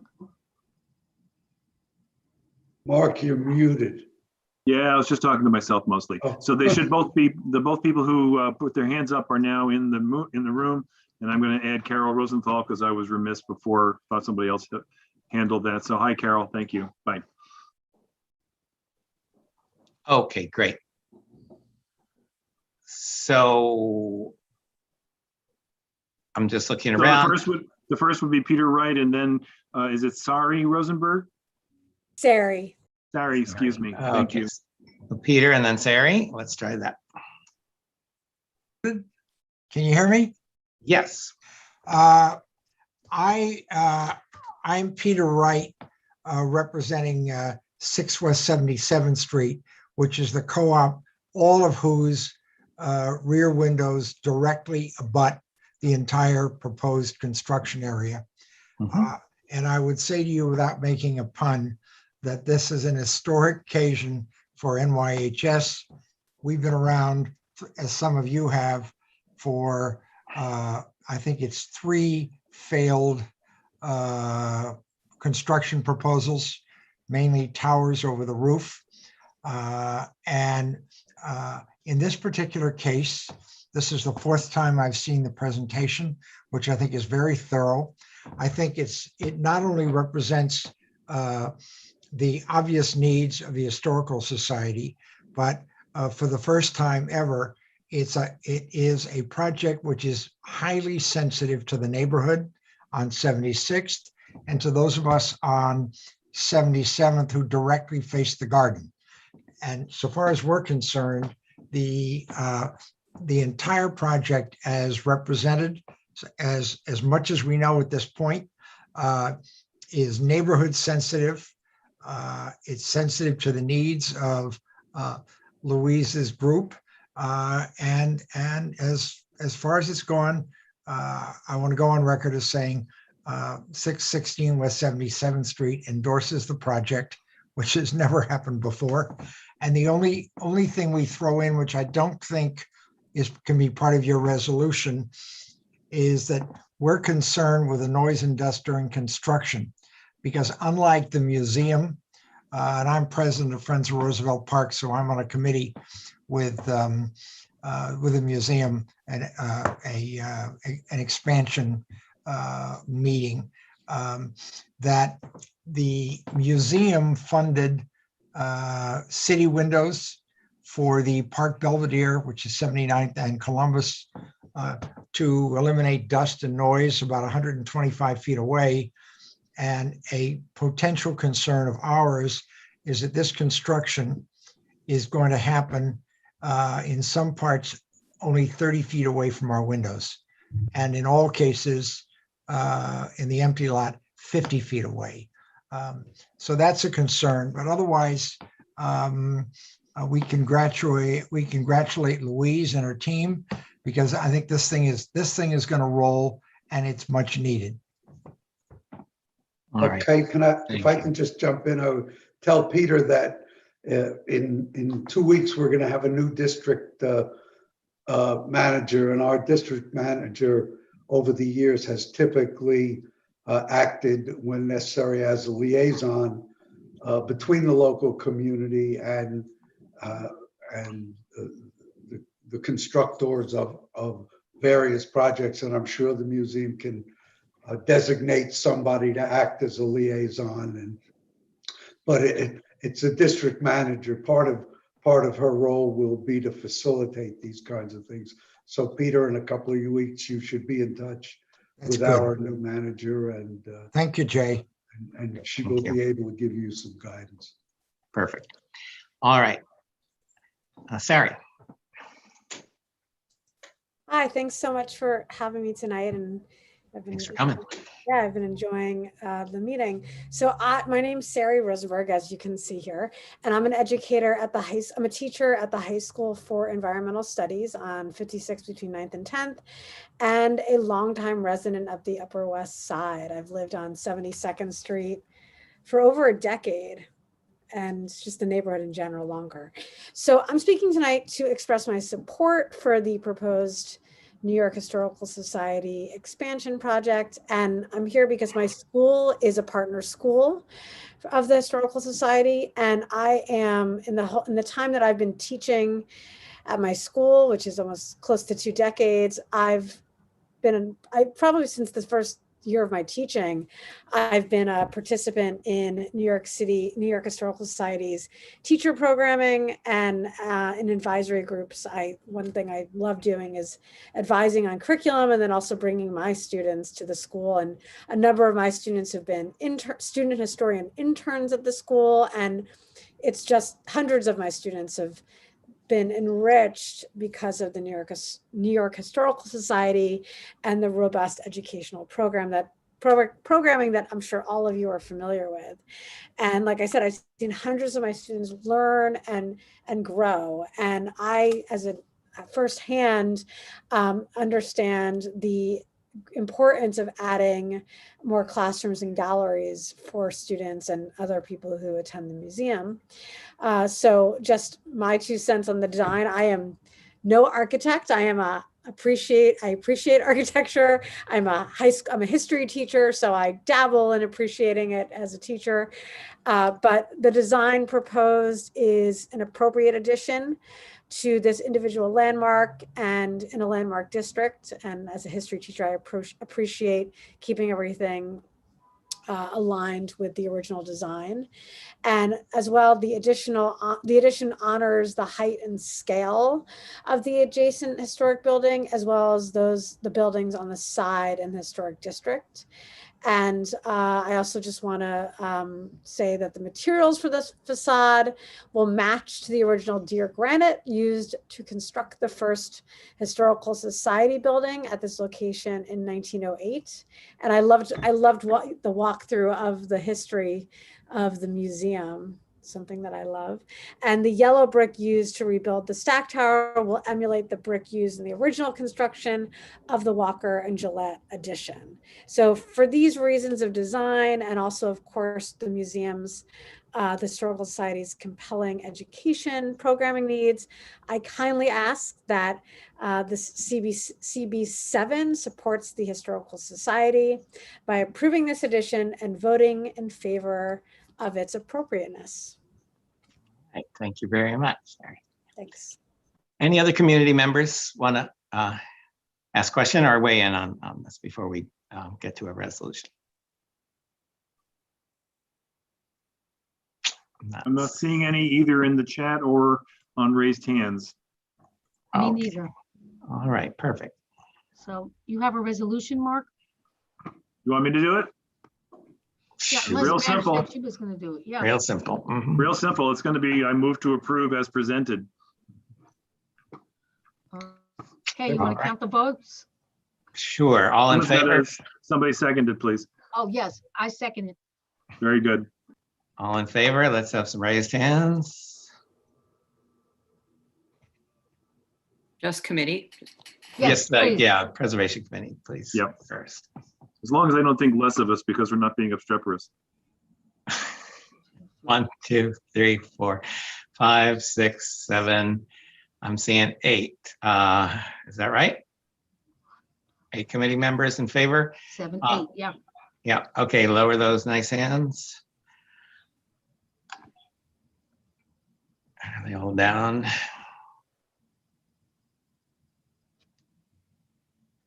Okay.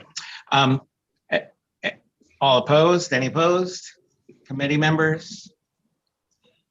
Any? I don't see any abstentions. Committee members? Abstention for cause. So I'm seeing a committee vote of 8 to 0 to 0 to 0. Is that what everybody agrees about? Great. All That's what right. I've got. Great, beautiful. So then non-committee board members, all of you who are in favor of this proposal, please raise your hand.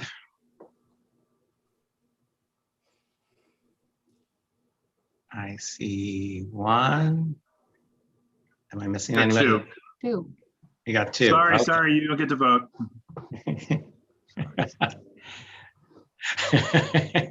We like your enthusiasm, though. I Although you tried to think- sneak one in. Join Although if the you think I'm board. not going to copy We'd love your to have you. language verbatim, you're crazy. Yeah. Okay, She wrote So- the resolution. so that's 2 in favor? Yep. Okay, any opposed? Non-committee board members? I'm so sorry, it's Clary. I just had to be out of the room for a few minutes. Am I able to vote? Is it still the Historical Society and may I vote? Yes. Are you in favor? Yes. Okay, so that would be 3. Any opposed? Any abstaining? Anyone abstaining for cause? Okay, Melissa. Okay, great. So that's 3 to 0 to 0 to 1, if I got that right. Okay, phew. Exactly right. All right, thank you. I look forward to the new building, and I'm glad there's still be some open space. A sculpture garden sounds nice. I know a nearby equestrian statue that's controversial, but kind of fun.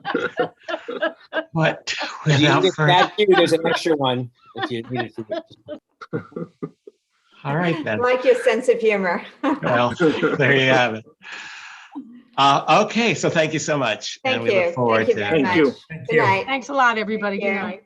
All right, good night. We still have 3 projects to consider. I really appreciate the patience of those who are, hopefully you're still here, who can present those projects to us. Hey, Madge, if it's okay with you, I'll take 120 West 74, and if you would take the other ones, is that okay? Okay, great. Okay, Oh. so 120 West 74 is next. Who is making the presentation? If you're in the attendees and need to be promoted, please raise your hand and I'll do it. Yeah.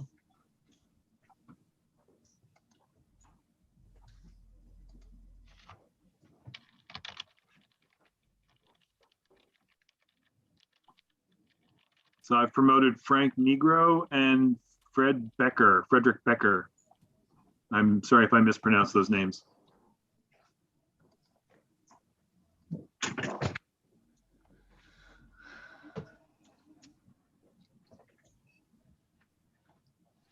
Go to here, start video. Okay, great. Jump in. Okay. My name is Frank Nigro. I'm here presenting for 120 West 74th Street. And before we start, I would just like to thank the board members for their support and approval of our handicap ramp in the front yard of the building, which was approved last year. Right. Welcome back. Thank you. So we're here with another small request. Can I put up our presentation? Do you want to do it or should I? I think it'd be easier if we do it since we're going to be going. Please go ahead. Thanks. Go click the Zoom. Yeah. Yeah. And then do share screen. And then click here. Share. Can we see it? Yeah. Okay, so as you know, our building is 120 West 74th Street. And we currently have Landmark's approval for a 4-story extension in the rear yard of the building. And we are here to seek an additional approval to enlarge the top floor in the back of the building here, which is specifically in this area.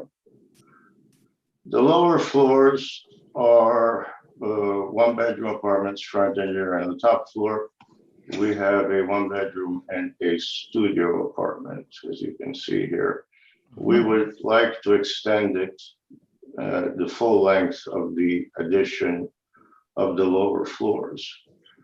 We know that there is some concern with maintaining the parapets along the back of the building.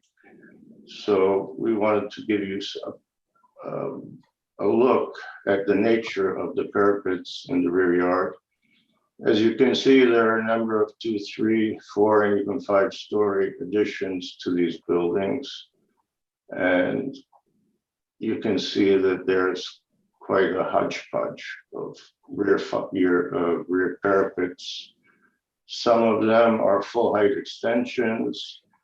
Some of them are double height parapets. Some have no parapets or railings. And our building would be located here.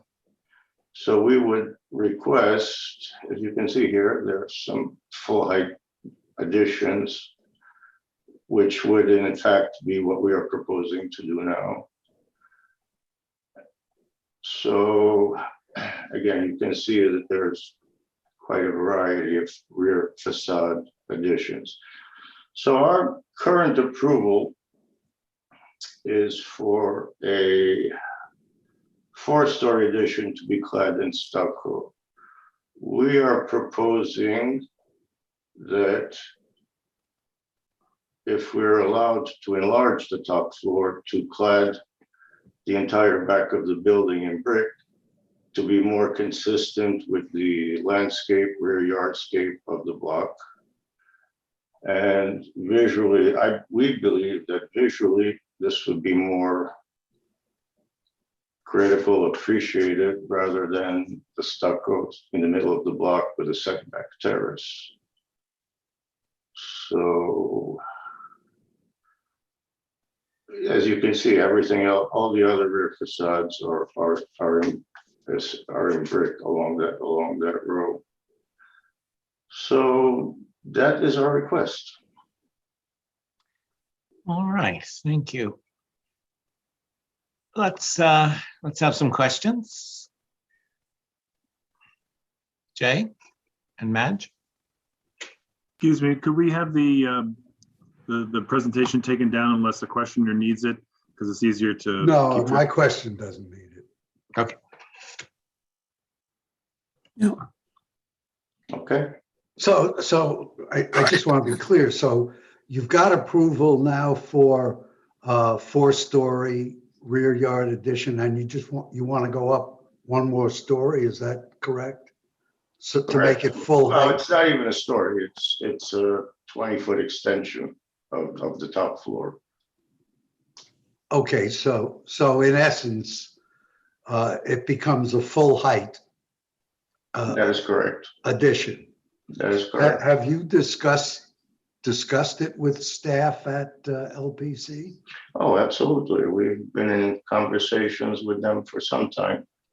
Okay, because and maybe Mark, you can correct me if I'm wrong, but typically they frown on full height additions. Now they've approved 4 stories. They usually like to leave the top story recessed.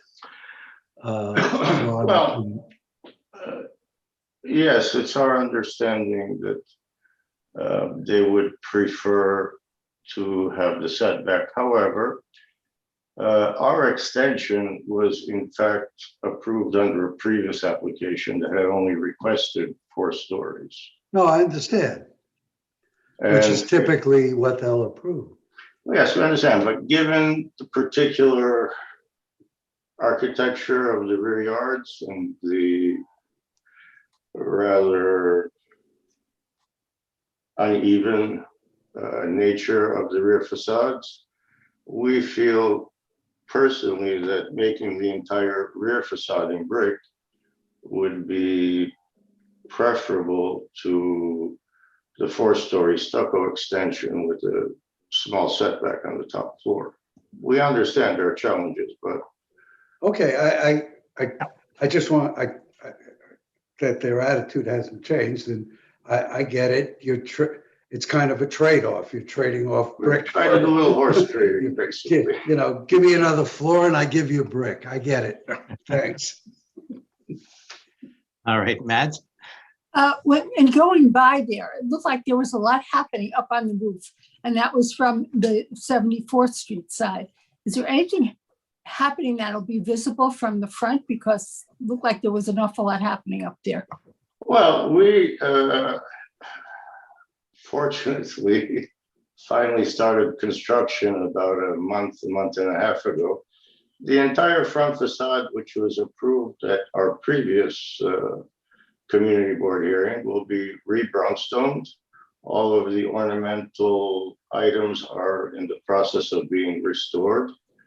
And we will be installing the handicapped accessible ramp and trash bins in the front, which will give the building a little depth, and one can better appreciate the facades along 74th Street.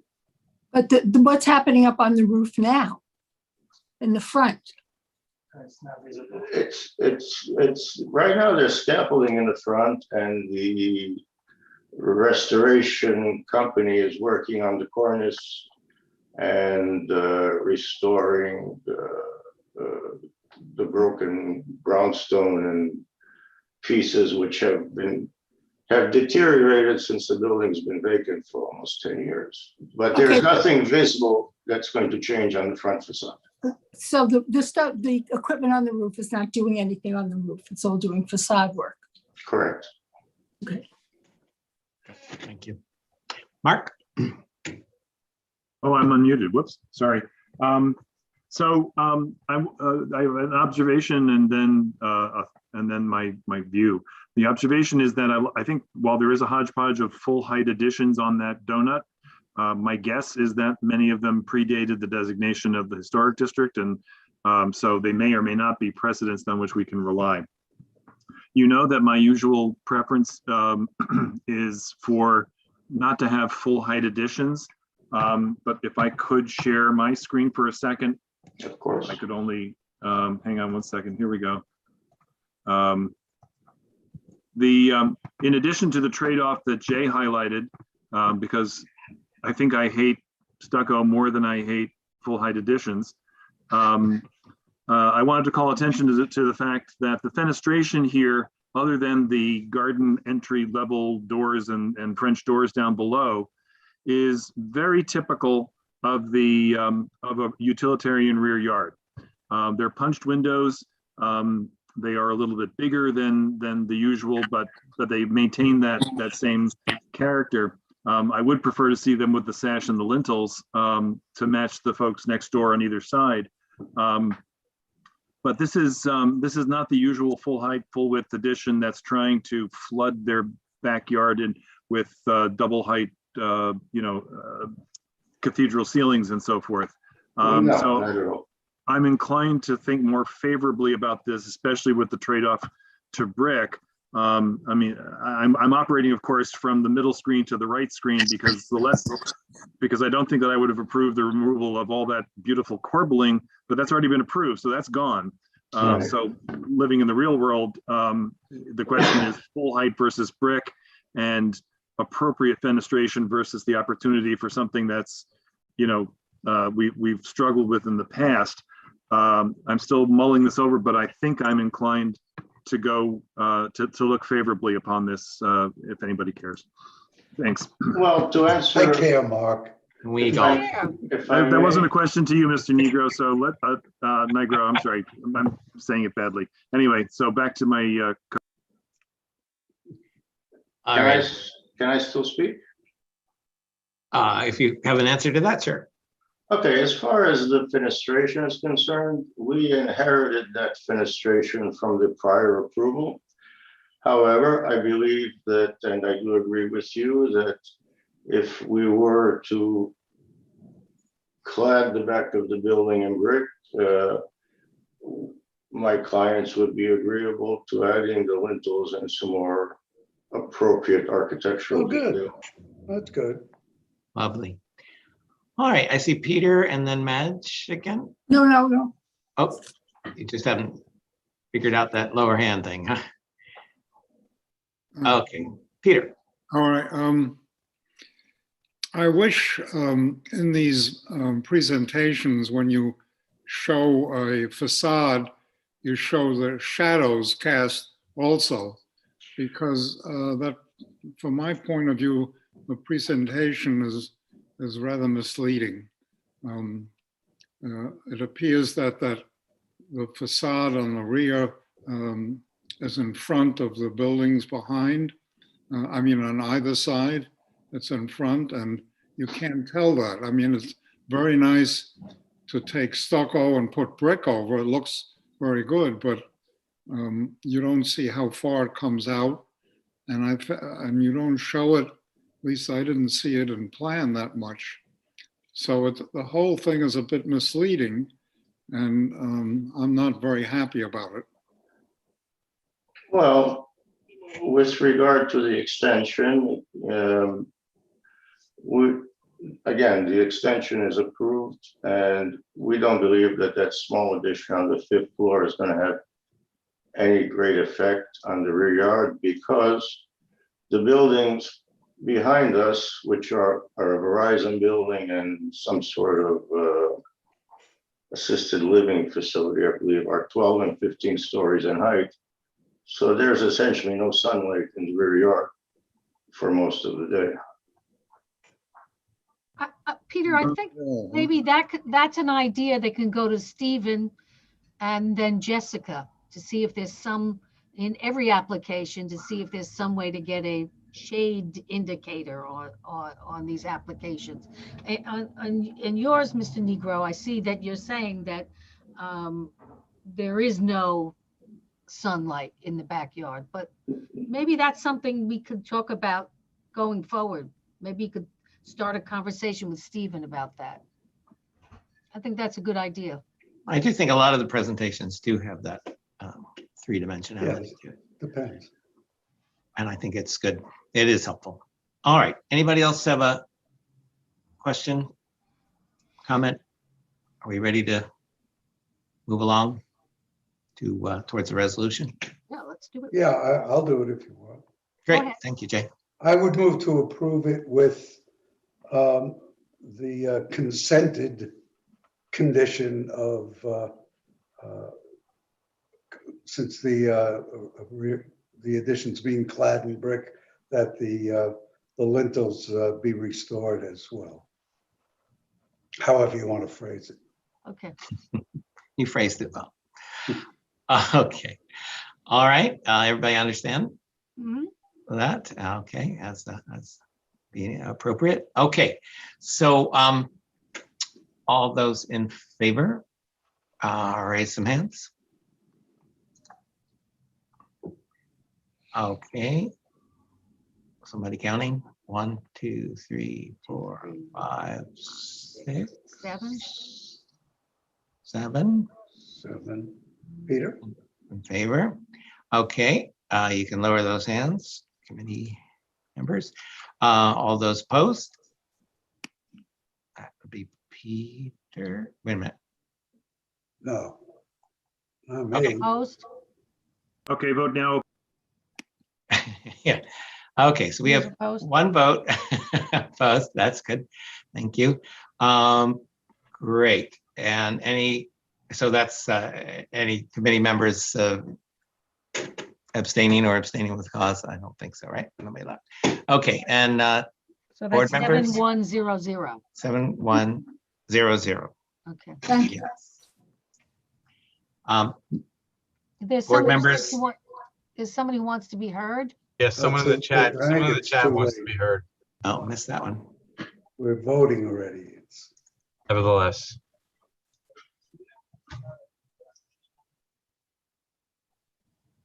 Okay, again, with the noise and dust, we will refer that to our new district manager. And then you have Patricia Still, who's now unmuted, ready to speak. Okay, great. Please. You didn't take non-committee vote, just so you know. Well, Yes. if the public's going to speak, maybe we should suspend the vote for a Well, second. hold on. Yeah. Please. Okay. Please, go ahead. I live next door at 122. He says it's a month and a half. It feels like years. I've lived here for 47 years and it has been disastrous. And I don't want them doing anything more than they've already been approved for, which is already too much. All right, thank you. The noise, the dust. It's awful. It's awful. If I could move, I would, but who can afford to move? What is your name? My name is Patricia Still. Okay, we'll record I that. have the garden apartment. The plants in my garden are dying. Thank you. just We'll terrible. we'll There's someone record else that. who wants to speak also. Yeah, you got it. Okay. And is that No, no relation, just a Joyce friend. Cohen. Joyce? Okay. Very good. So, yep, go ahead, please. Joyce? Are you there?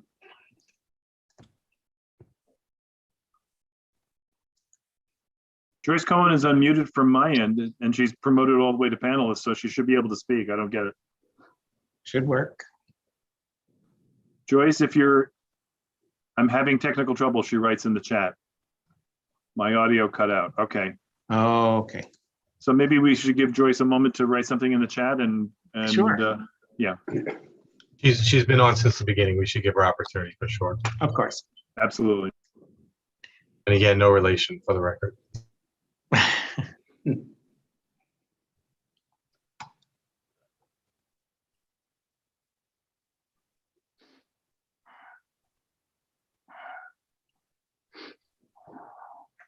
Well, we've already voted, so.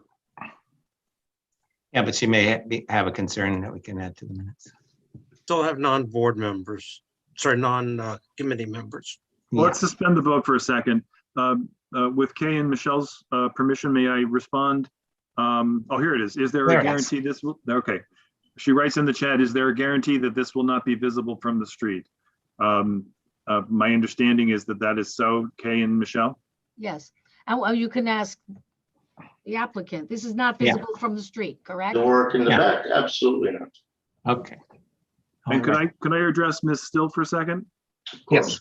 Thanks. Ms. Still, whether the construction is as originally approved or the increment that's been asked for, construction is always noisy and dusty and nasty. And that's not an issue that our committee tends to deal with, because we're dealing with the appearance of things, how they look as a built fabric. But as one of my colleagues earlier mentioned, that we're in the process of hiring a new district manager whose book of business will include responding to constituent concerns about exactly this kind of thing. So if I may recommend that if there are concerns that you have, that you become a best friend of 311, because that's how you get a complaint number that can then be acted upon. Without the complaint number, it's as if we don't exist. And then they will in turn route those probably to our district manager or to one of our elected officials. Either way, that's your best way of being heard if there are problems. Although I would heartily recommend that you also establish a dialogue with either the architect or the construction manager on site, so that you have a more direct way of addressing your problems than that. I'll shut up now, but those are my thoughts for your, I don't want you to think we don't care. It's just that what we do is a little different than what your concerns are raising. So we have to vote the way we have to vote, but we want to also be as responsive as we can to you. And now I really will shut up. Thank you. And thank you for being here, Patricia. Okay, there's also a Joyce, Tally Wine, I don't know her last name. And Joyce Cohen's on the chat more. So. Yes, has a further concern, and I think we can answer that quickly, right? Mr. Nigra? I'm sorry, what was the question? The question about the pattern of the row houses, the roof line pattern of and so forth of the row houses. Do you see that? I don't think this is going to alter, but you know more than I do. I'm sorry. Question is, when you're looking at the facade of the building, will the new construction at all change the roof line of the building in relation to the buildings next to it? When you The look at height of the building will remain unchanged. Everything in the front is the same, right? Everything in the front is absolutely the same. The And height then- of building, The we're not facade. raising the roof of the building. We are adding, of course, a stair bulkhead, which will was already. obviously will not be visible from any street. And we will be putting some pavers on the roof. So, but we're not changing the height or characteristics of the roof. I believe that answers. Okay. And can we get Tally Winey on? She has been promoted and should be able to unmute herself. Okay, Where thank you. is this? Hi, my name is Tally Wiener. I live at 122 West 74th, next door on the 4th floor. Okay. This presentation has been misleading. I'm sorry to tell you, but I should back up. I am an attorney advisor with the Environmental Protection Agency, the US EPA, and in a very unfortunate situation, living next door to the construction next door. On April 29th, the shaking of the floors was so bad that a shelf gave out in my kitchen, and the dishes came crashing down to the floor. I then had a conversation on May the 4th with the construction manager next door to express my concerns over safety. And he told me that the construction would only go up to the 3rd floor. My hand to God, I'm willing to make you an affidavit if that's necessary. But he said to me that it would only go to the 3rd floor. I found out about this hearing at the last minute today, and I think it's really downplaying what's going on here. I'd also like to understand why it's a hearing on a rooftop addition, but we're hearing that the height of the roof is going to stay the same. I am very concerned about what's going on here. I have been on the call since the beginning, and I can appreciate that there's a public interest concern with respect to the Museum of Natural History and with respect to the Historical Society. But this is all a private thing here. I am a working class person. I understand that someone wants to build a palazzo next door and somehow got permission before, but I absolutely agree with my neighbors that the permission granted before it's been terrible. And please do not increase this problem today. It has been represented to me in so many words that the construction would just go up to the 3rd floor. This is absolutely wrong what's happening here. This should be noticed properly. And I don't understand how you even started to vote before you heard from us. You're not hearing from the many people who are affected. And I think it should be adjourned, or you give it a thumbs down. There's no reason to be doing this work. There's no reason for the neighborhood. And I think that those pictures are also misleading because the block looks very, very, very uniform in the front. But as you look at those pictures, it's at some distorted angle where you don't see that. And there looks like there's some kind of irregularity here. I would invite the committee humbly to come and check this out in person and get a load of what's going on here, which is why people are upset and why it was represented. One of the reasons it was represented to me that no way, oh no, we're not going to go up to the 4th floor. So I'm very much affected, and I'm very much opposed to what's going on here. And I ask you to vote this down. Thank you. We can take the vote again. Yeah, we certainly can. Are there others who would from the community? And I apologize, it's on Zoom. There are various ways of finding people from the public who need to speak, and it's a little bit challenging. Yes, someone else does want to be heard. It happens that I'm here with my next door neighbor who also lives on the floor where the expansion is Okay, proposed next door. Please, and just tell us your name and then share what you it's like to share. Michael Brush on the 4th floor in the back at 122. Please spell your name, Michael. BRUSH. Yeah, BRUSH. So on the light issue, there's actually quite a bit of light that comes into these apartments here, and it'll be gone if this gets extended out more and up. And, you know, light is pretty important. It's pretty important to quality of life. And I don't know. I just think it's a big imposition that you're taking away the light. I think there is quite a bit of light back here. In fact, I live here. I have plants in the window. I know exactly what I'm talking about. So it's just too bad that you know, that'll happen if it does. That's all. Okay. Thank you very much. Unfortunately, I think, well, not I believe unfortunately, Mr. we're really Becker just would like focused to on speak. one issue tonight because everything else has been approved. And that's that one-story addition in the backyard. Correct. All right, Frederick But Becker. just for the record, the photographs that we showed were all of the rear yard. We showed no pictures of the front facade, and we have no intention of changing the front facade. And I'm sorry for any issues, but these plans for the enlargement have been approved and on file for well over a year. We're only asking for a small addition on the 5th floor at this time. All right, Mr. Becker. Are you there?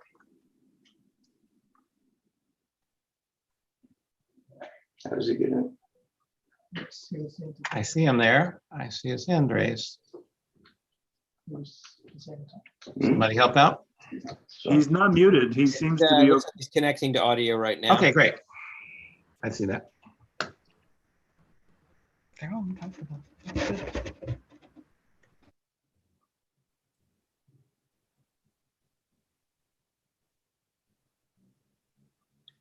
All right.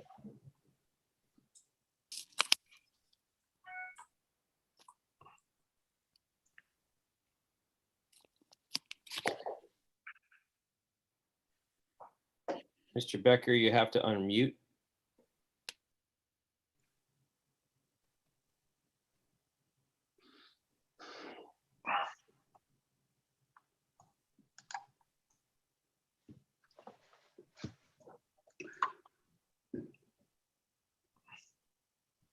I really think we should get going. Mr. Becker, would you still like to speak? And if so, could you unmute and let us know your thoughts? You can also type in the chat if you can't connect. I think Mr. Becker is the attorney for the project. I see.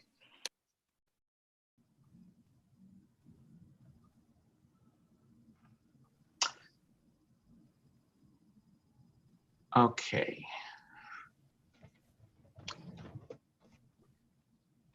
Audio's not working. Working. However, no misrepresentation, always a 4-story addition. No further back. Okay. Um, All right, we'll take that under consideration. All right, Michelle? I think we should vote again on this. Sure. So let's Take the vote. vote again. Okay. All right, so let's start. Yes, it is our practice to hear from members of the community before we go to vote. So I'm sorry, Doug, do you have a? Come on, Doug, let's go. I'm sorry, real quick. I just want to just say that a lot, I'm glad that we heard from the community. I'm glad we're revoting, and I understand that some of the things were out of the purview of the committee. The only thing I heard that was within the purview is possibly the light, but the construction issues are. But I still would like, as a member of your community, and I am vice chair of this board. I'd like to know if Mr. Nigro would like to respond to as a good neighbor, because that actually, whether it will or will not, whether it should or should not, it will influence my vote. With respect to Doug, light and air issues exist in every single project we ever review, and it's in fact not within the purview of the committee. What's in the purview of the committee is the appropriateness of the design. Okay, I stand corrected, but still, the good neighbor issue is what I'm concerned about, which is. You can't build anything in the city of New York without it disturbing temporarily neighbors. Hopefully we can just get cooperation and consideration. I was asking the applicant, not you. I'm sorry, I don't understand the question. The question is, we've had some community members who have expressed some concern and dissatisfaction, and whether it is in the purview of this committee or not, we are here, and I want to know what your response is to the members of the community that just took their time to speak. That's all. Well, first of all,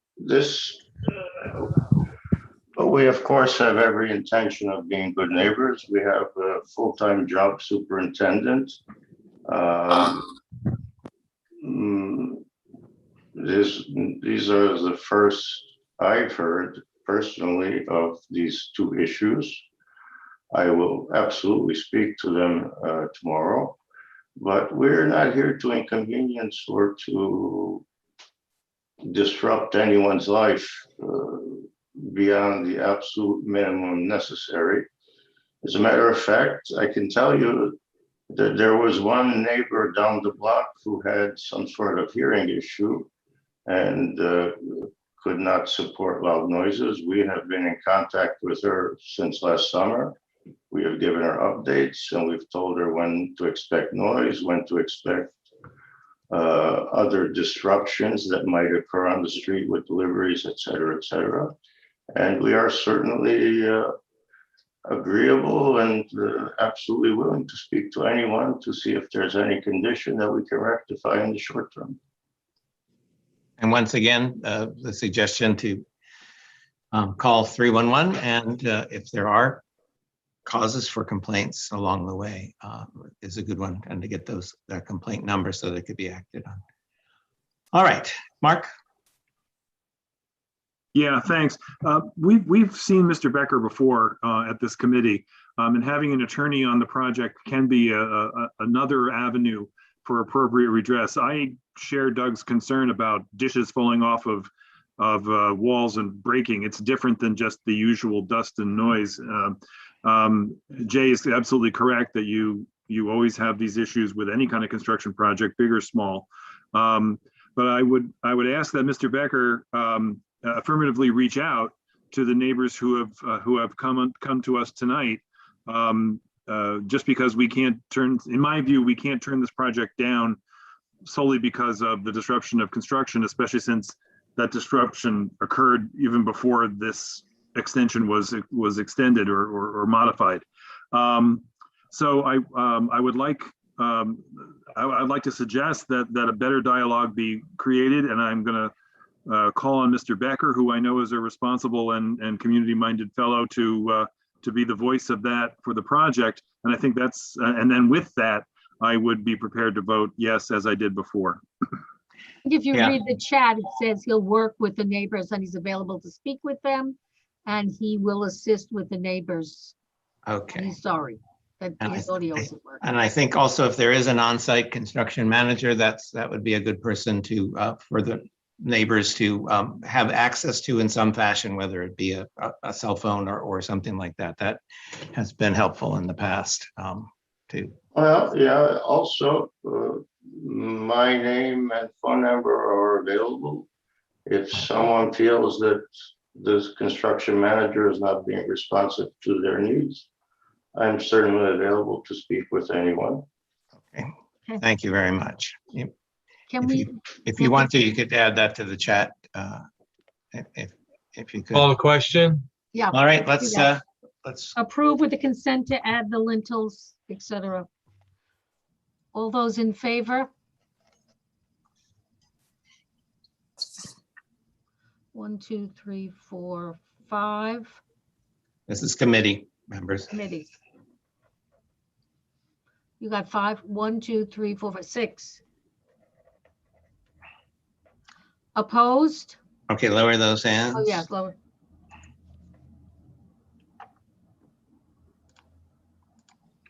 Make sure your hands are lowered before we go to the next. Clicking on. All right, great. Okay, now opposed. 1.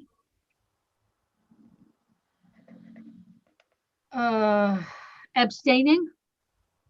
Oh, put your hand up. Yeah, I'm sorry. Abstaining 1, Susan, that's you? And abstaining for cause? 0, 6, 1, 1, 0. Okay, non-committee. Susan, put your hand down, please. Non-committee in favor. 2. Okay, please put your hands down. Non-committee opposed. 0. I don't think there's anybody else. 0, 2, 0, 0, 0. All right, the motion passes 6, 1, 1, 0, 2, 0, 0, 0. Thank you. Are you calendared? At LPC? Yes, we are, tentatively for the 8th. June 8th? Yes. Thank you. All right, thank you. Thank you. Have a good evening. You too. Thank you for Take your care, time. everybody. We'll move on to the next one. Yeah. The next application is 322 Central Park West. And this is an application for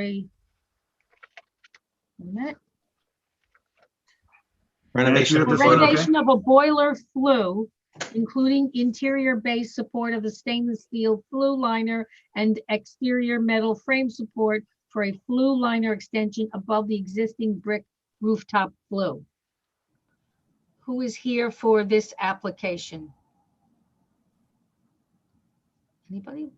Yeah, I see Adele and Robert. We could promote them. Promoting now.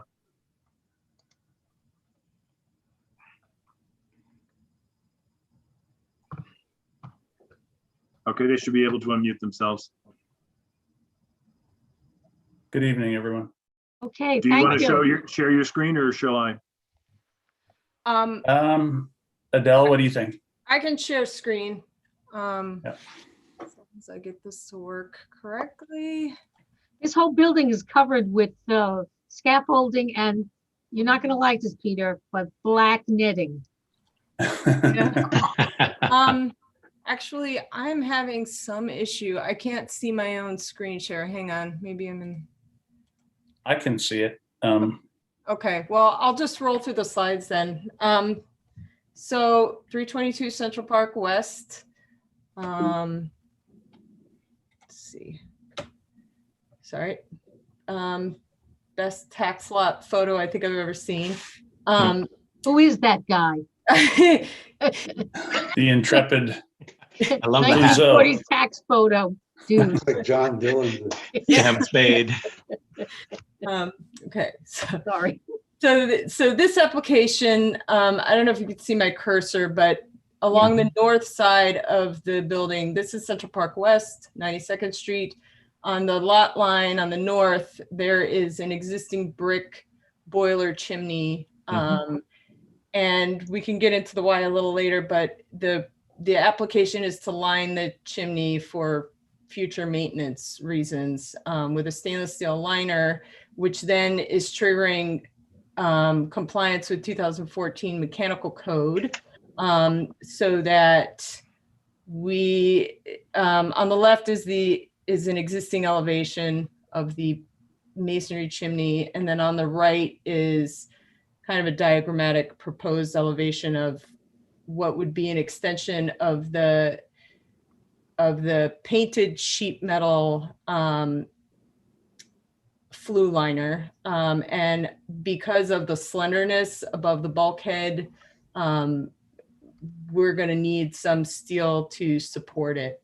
And the basic code requirement is that the chimney has to be raised to the height of any existing construction within 59.8 feet from the center of the flue. And the tallest thing within that radius is the water tank, which you can see in the elevations and in these photos. And a couple of things on this slide which led us to this point. As somebody mentioned, there's a masonry repair project underway currently to address some local law related conditions, some of which were found to be unsafe, including the corner of the chimney. So once access was installed up to the top, we could also get a sense of conditions at the top of the chimney and the inside of the chimney, which were quite poor. The copings are, I think they've actually been partially removed at this point, but the copings were in poor shape and the brickwork is loose. And I think the steel may be slightly less relevant to the conversation, but we reconstructed the corner to kind of address these conditions on the outside of the chimney, but some of the conditions on the inside, we think are due to the conversion to dual fuel and combustion gases. So that is why the flue liner is proposed. And in terms of visibility, this is kind of an odd diagonal section that captures Central Park West and 92nd Street, but it's a little deceptive. 92nd Street, there's one tiny spot where this may be visible, but there's a sidewalk shed that's actually obscuring the view right now. I think it's a very narrow location where this would actually be the case. And on the near side of Central Park West, this is not visible. On the far side of Central Park West and at a few locations within the park, this is going to be visible. So in plan, this is what we think would be the cone of vision, except the red shaded portion is what is currently not really visible because of tree cover. This just seems to be the next highest thing. So we drew this cone of vision, even though we can't confirm right now by walking around, but we do have some photos. The pipe scaffolding that's here right now is for the masonry project, which is ongoing. This little gray portion and this little gray portion are a rendering based on basically a pipe that's being used as a mock-up for this, which is what the visibility mock-ups are based on. And here a slightly dumbed down just mark of where this would be visible. These are two views from here. One is just a closer up view. This is the actual view from the path. So it is going to be visible, but we don't really at this point have, so this is from 93rd Street. It's going to be obscured by the tank. And some of the details as to how this is a rendering by the structural engineer of how it's going to be steel angle armature with bracing with 1.25 inch diameter steel rods. Again, because of the slenderness of this thing, it's going to need some support. And the angles are configured to avoid the lot line. And they're, yeah. Some more details, and I think that's really it. I think we also do want to mention that we've applied to the DOB for a reconsideration or code consideration, with the argument that this chimney has not been causing problems up to this point. And Rob, jump in if I'm not quite summarizing this right, but no, that's right. I mean, so when this building was built in 29, it followed it was built in accordance with the code at the time, which is 22, and so the chimney exceeds the code requirements when it was built, and it's quite tall. It's 14 feet off the bulkhead roof, unreinforced masonry. My argument for a reconsideration with the Department of Buildings, which may fall on deaf ears, is that it's been performing perfectly fine. It was built in accordance with the rules at the time, and we shouldn't have to put this extension on it. And I just want to clarify one thing. We're applying not for the flue liner, but for the flue extension. And so the liner, the liner is required, as you all might know, if you live in these pre-war co-ops that have converted to gas, the combustion gases of gas are filled with H2O, and they lead to the early deterioration of masonry within the chimney. And so lining the flue is basically a requirement to prolong the life of the masonry. This building converted nearly 20 years ago and somehow chose not to line their flue. Me and my big mouth suggested that they do that. And that led us to here tonight because our mechanical engineer is reporting that we need to conform to the 2014 mechanical code, which is almost ridiculous in its proximity requirements. And so, as Adele pointed out in the slide with the radii, can we flip to that, Adele? Mm-hmm. See, if we were to try to relocate this flue to make it meet code and keep it lower, we would have to extend it past the outer right-hand arc of that radius, which would put it basically right in view of Central Park West, and probably tick off 14 floors of tenants if we had to come up through the middle of them, which is really unrealistic. And so someone had suggested, well, your water tank's kind of high, can you lower the water tank?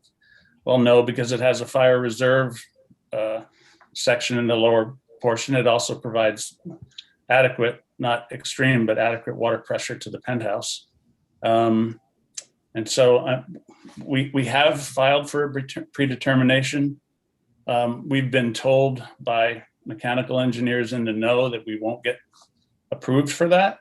We're trying to get this thing grandfathered and to keep it where it is, because the only adjacent combustible structure is a wooden water tank filled with water and open steel framing.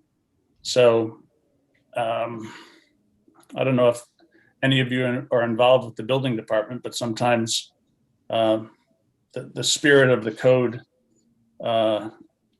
is somewhat unrelenting. So nonetheless, the chimney as itself is 14 feet tall, unreinforced masonry. What we'd love to do as preservation architects, which we are, and we're almost always on your side, is to extend it in masonry. But it becomes too tall for its own sake in that sort of structural material. And so we're trying to lighten the load, stiffen the structure by adding some stainless steel, painted stainless steel angles at the corners, and then strap those angles together with a crossbar. The crossbar itself would be completely invisible from any public thoroughfare because it's only 1.25 inches in diameter. And so the rectilinear nature of this extension will be what one would see, and not necessarily this minimal cross bracing.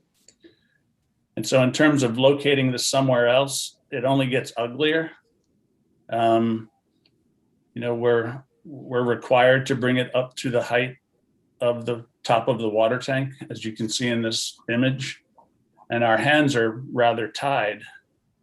It doesn't help that the building next door to the north is only 5 stories tall and gives a grand view of what's happening up on 322 CPW. So we're requesting at this point that this extension be approved, and that God willing, if the Department of Buildings comes to some sense in the next few weeks before our LPC scheduled public hearing, they may say this chimney height is grandfathered, but I'm not keeping my fingers crossed. And we're certainly open to questions from the committee. So you're on the calendar for what date at LPC? June Adele? 8th. June 8th. Okay, so you're saying if DOB says the chimney height is grandfathered, then you don't, then none of this chimney will be visible from any place. It'll remain as is. Yeah. Okay. We would withdraw the LPC application at that point. Happily. Yeah, very happy. Okay. Can you clear the screen? Yes.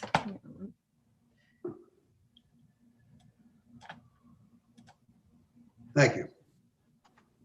Any other questions?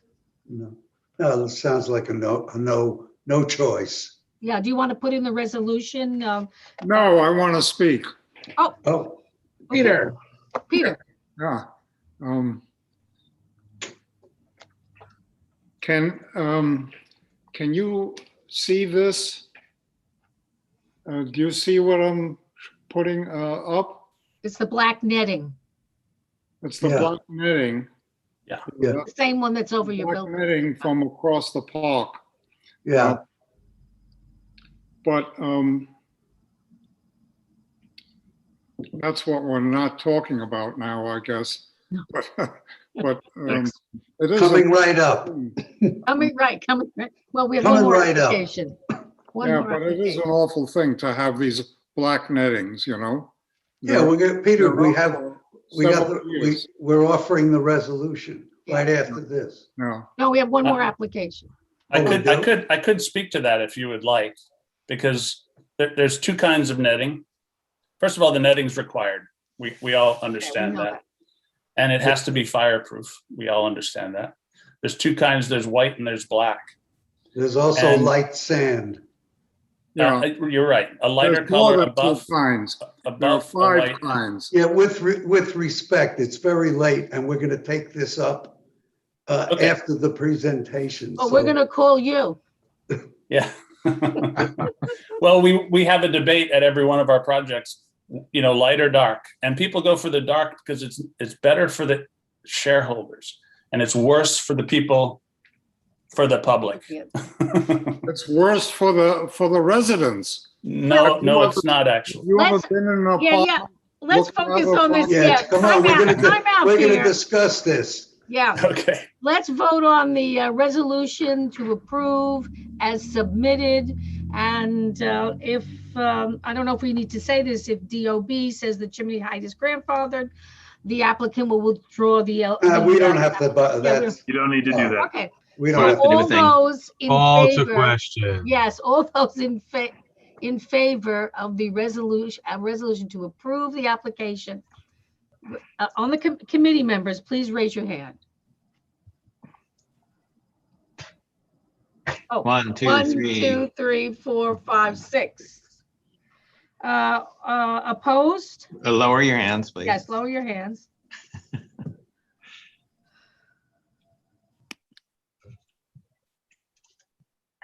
Peter, you're opposed? Yes. 1. Anybody else opposed? As there's nobody else around, so it's 6-1-0-0. Non-committee board members in favor of the application? Doug and Ira, 2. That's it. 0-0-0. Okay, so thank you very much. Good luck. Okay. Yes. Thank you for your patience. Have fun. Please, Yeah, thank please you. let Really us appreciate know. Please let us know if this becomes moot. We will do. Yeah. Thank you. Right. Thank you. Bye-bye. And now we have 263 West 93rd Street. Is anybody here from that application? Okay, I see Nima and yeah.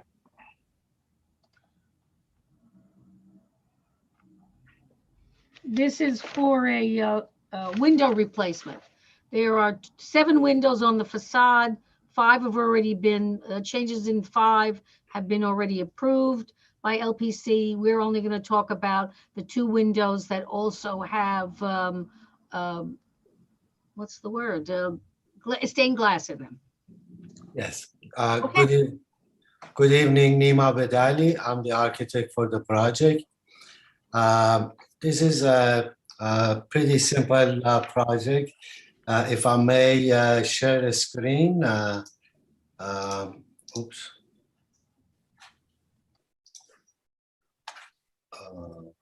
Okay.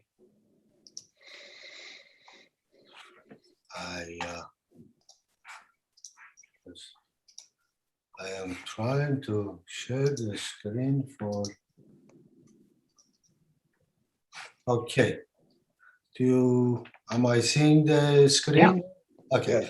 But basically, this project involves replacement of the 2 windows on the 2nd floor. If you look at the 2 adjacent properties, they both replaced their windows with a double hung, which is not the original, and that I believe was done in the 70s, before these buildings were landmarks. The nature of these windows is these are really single hung windows where the bottom portion does raise up and the top portion is a stained glass window. So we need to preserve the top portion, which is a stained glass portion, and then we need to, all other windows already been approved to be replaced. We would like to replace these two windows. However, since the operation of the window will be changed, that's why we are before your board. The look will be the same as it is. It's only that before it was a single hung, now it's going to be an awning in order to provide some ventilation which is required. And simply put it, it's a very simple project. So if there's any question, I'll be more than happy to answer. Yeah. Are we losing the stained glass? No, we are not. We are. Okay. The whole idea is to preserve the stained glass. Okay, do you have a close-up of the stained glass? I do. Allow me to. Okay. I do have. Okay. These are better pictures. Oh, This is the stained glass. nice. I see how the window presently operates. Okay. So, and the stained glass will remain, and this portion will become an awning window. Which means essentially it's kicked out to open? Correct. But slightly kicked out. On the bottom, is that right? is correct, yes. Okay, I think we understand. The top stays intact. Yeah, the top as it always stays. did. Yeah. The replacement window will be wood? It would be Marvin aluminum clad windows. Will be what? I'm sorry. Aluminum clad, made by Marvin. Oh, I Are see. those the Marvin the historical windows that they feature? Yes, I believe so. We already contacted Marvin, and all the other windows have been ordered, and this is the only one left. Okay. It will match the rest. Match the rest. Okay, that's important. Can we go through a normal process here and Mhm. ask questions sequentially? Of course. Because there are a lot of problems here. Oh, really? Okay, so any other questions from the committee members? If not, other board members? Ira, All right, Ira, first of all, did Landmarks approve all of the other windows as aluminum clad Marvin windows? That is correct, yes. They did? Yes. Okay, two, it's very unusual for Landmarks to agree for a change of operation, and that's why we're here. So I just want to point that out. Three, you're going to change the frame details when you do the projected window. So it is going to look substantial. I mean, we won't talk about the building to the west because they made a good mess of themselves. Yes, they did. The building to the east is more or less kept within the spirit, though not very well. But what happens is that the window frames themselves will have to be replaced as well. And so the window details will change, and that hasn't been represented. My question is, couple, if this is only about ventilation, have you asked Landmarks about a double hung? Because the double hung will give you a lot more better ventilation, and actually, even though it's not historically accurate, will look more historically accurate than an awning. Well, I like to disagree with you. I think what we propose is almost the same look as there is now.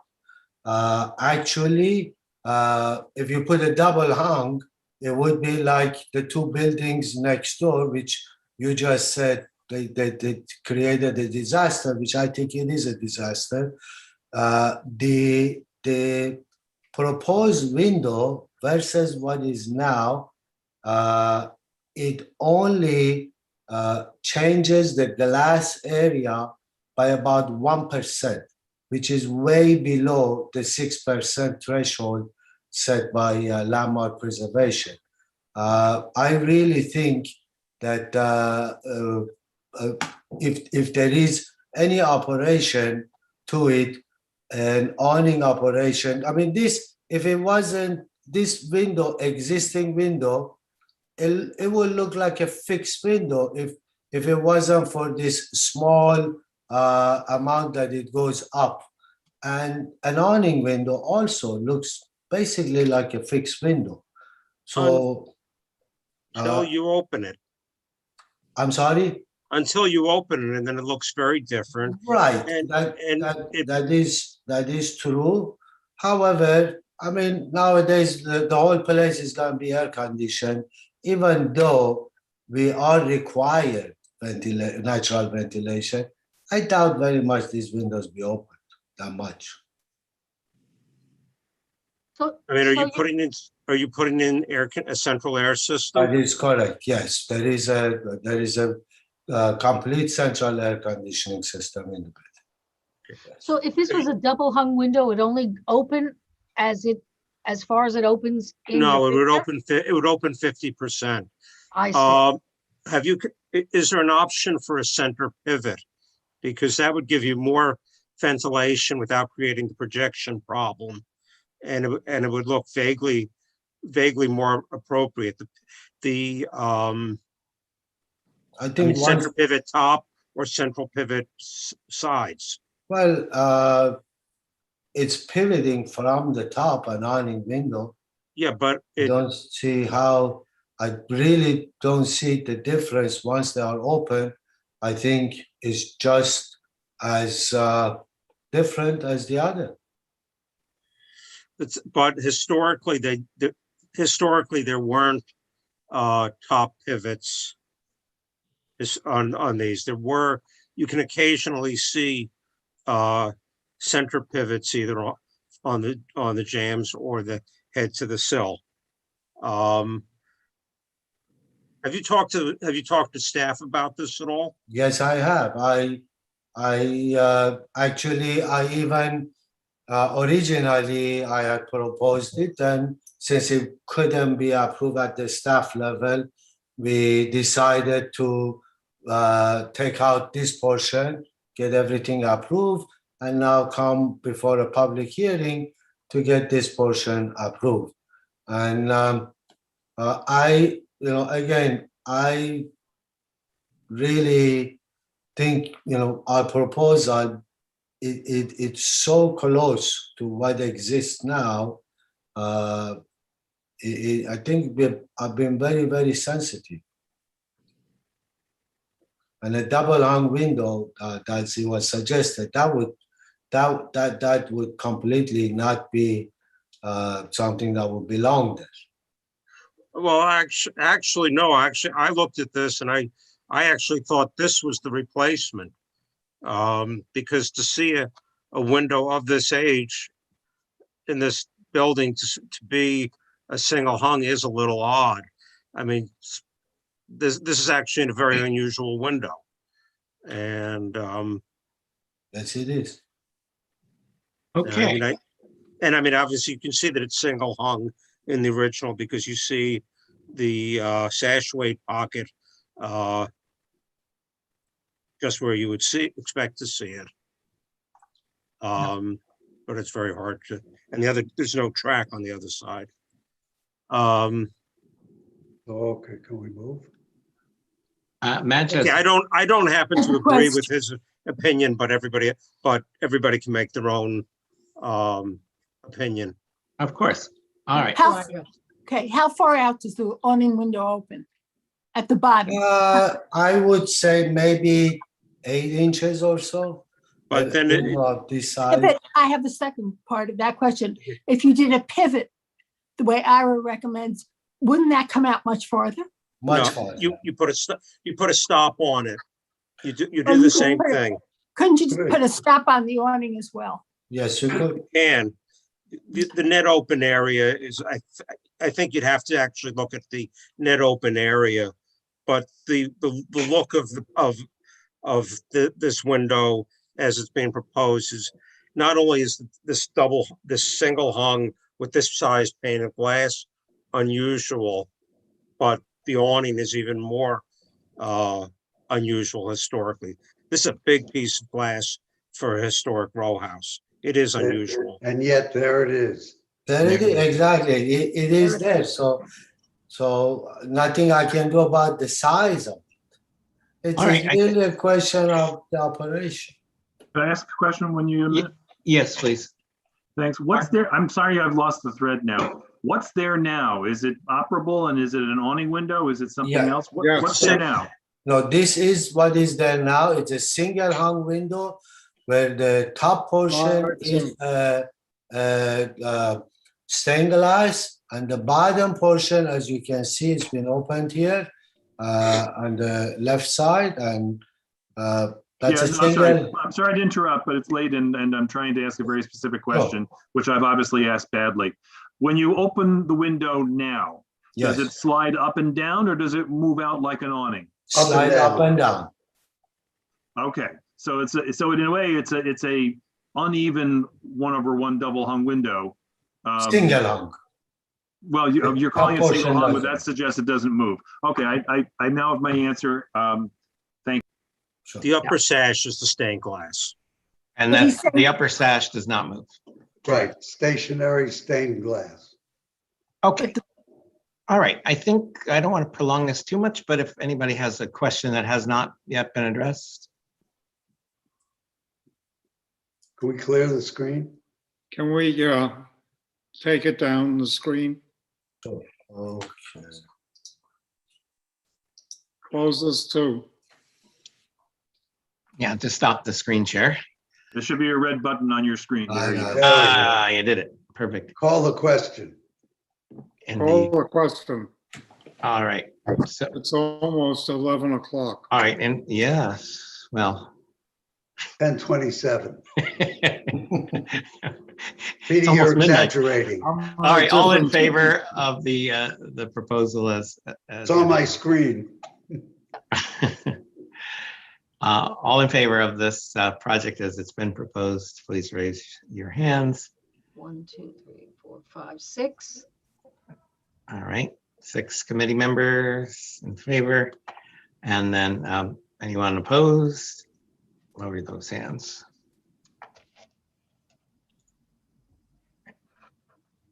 Anyone opposed? I see 1. All right. Abstaining committee members, abstaining for cause committee members. Okay. Non-committee board members in favor. See nobody. Non-committee board members opposed. Sorry, you had Doug in favor. Oh, your hand is against the light colored skyline. And Ira's opposed. Okay, so 1 and 1. 0, 1, 1, 0, 0. All right. Okay. Thank you. Thank you very much. Thank you. We have one more issue. Take it away, Jay. Oh. Yeah, I don't know if I can, I have no idea if I can post this resolution. Everybody has. Give me a it. second, I think I can. Good, thank you, bless you. Do you want to vote on it tonight? Sure, why not? I mean, it's quick, it's not controversial. I think we all agree on it. It's just the nets, the netting? Yeah, it's the netting. The netting. Good. Can you do it, Mark? You're muted, Mark.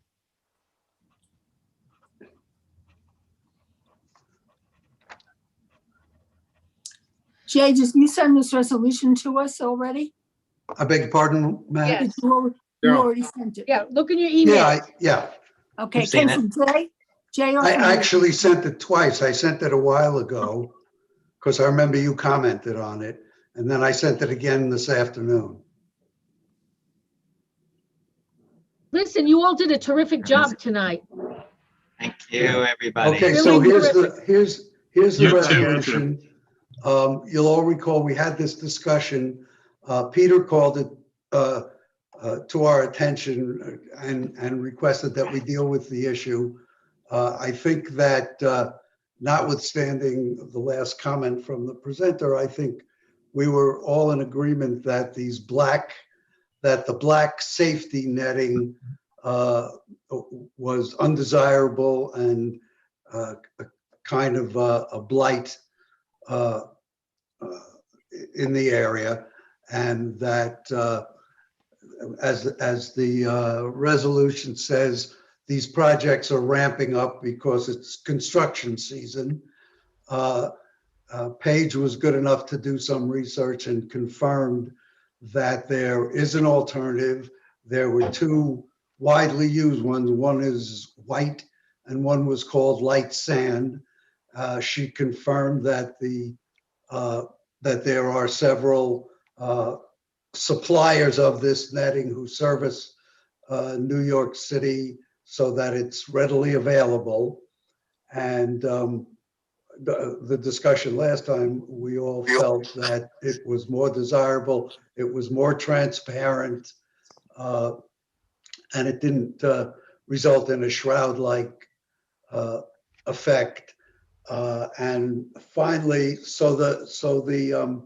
the resolution calls upon LPC and DOB to essentially amend their rules to require that the light colored netting be used. And the other thing was that when I drafted the resolution, I did so, I limited the requirement to historic districts and individual landmarks. And as I said in my note today, I did it for two reasons. Number one was parochial, since practically, with very rare exception, our entire district is a designated historic district and individual landmarks are obvious. And I felt that by so limiting it, if opposition arises from contractors or suppliers or developers being told what color to use, if we limit it to historic districts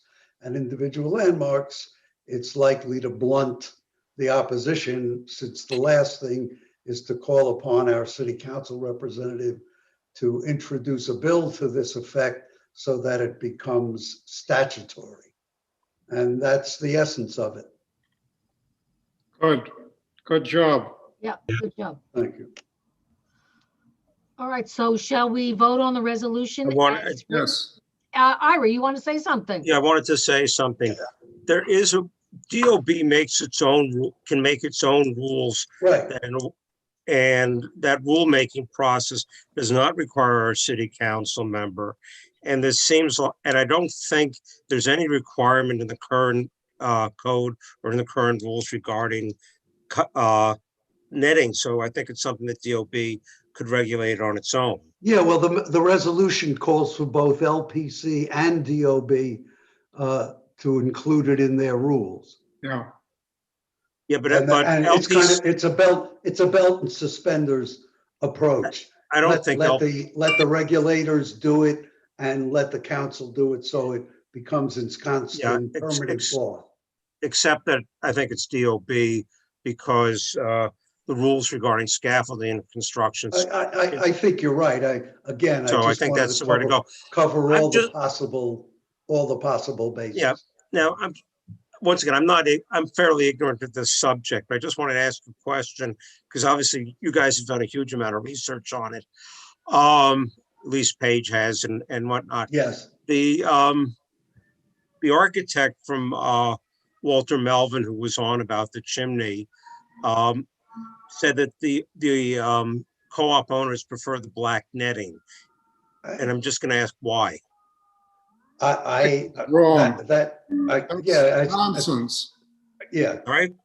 Yeah. He's wrong. Just anecdotally, I've heard from a couple of people that that's not the case. Okay. That they would prefer. I know a lot of people who hate it. Yeah. Understood.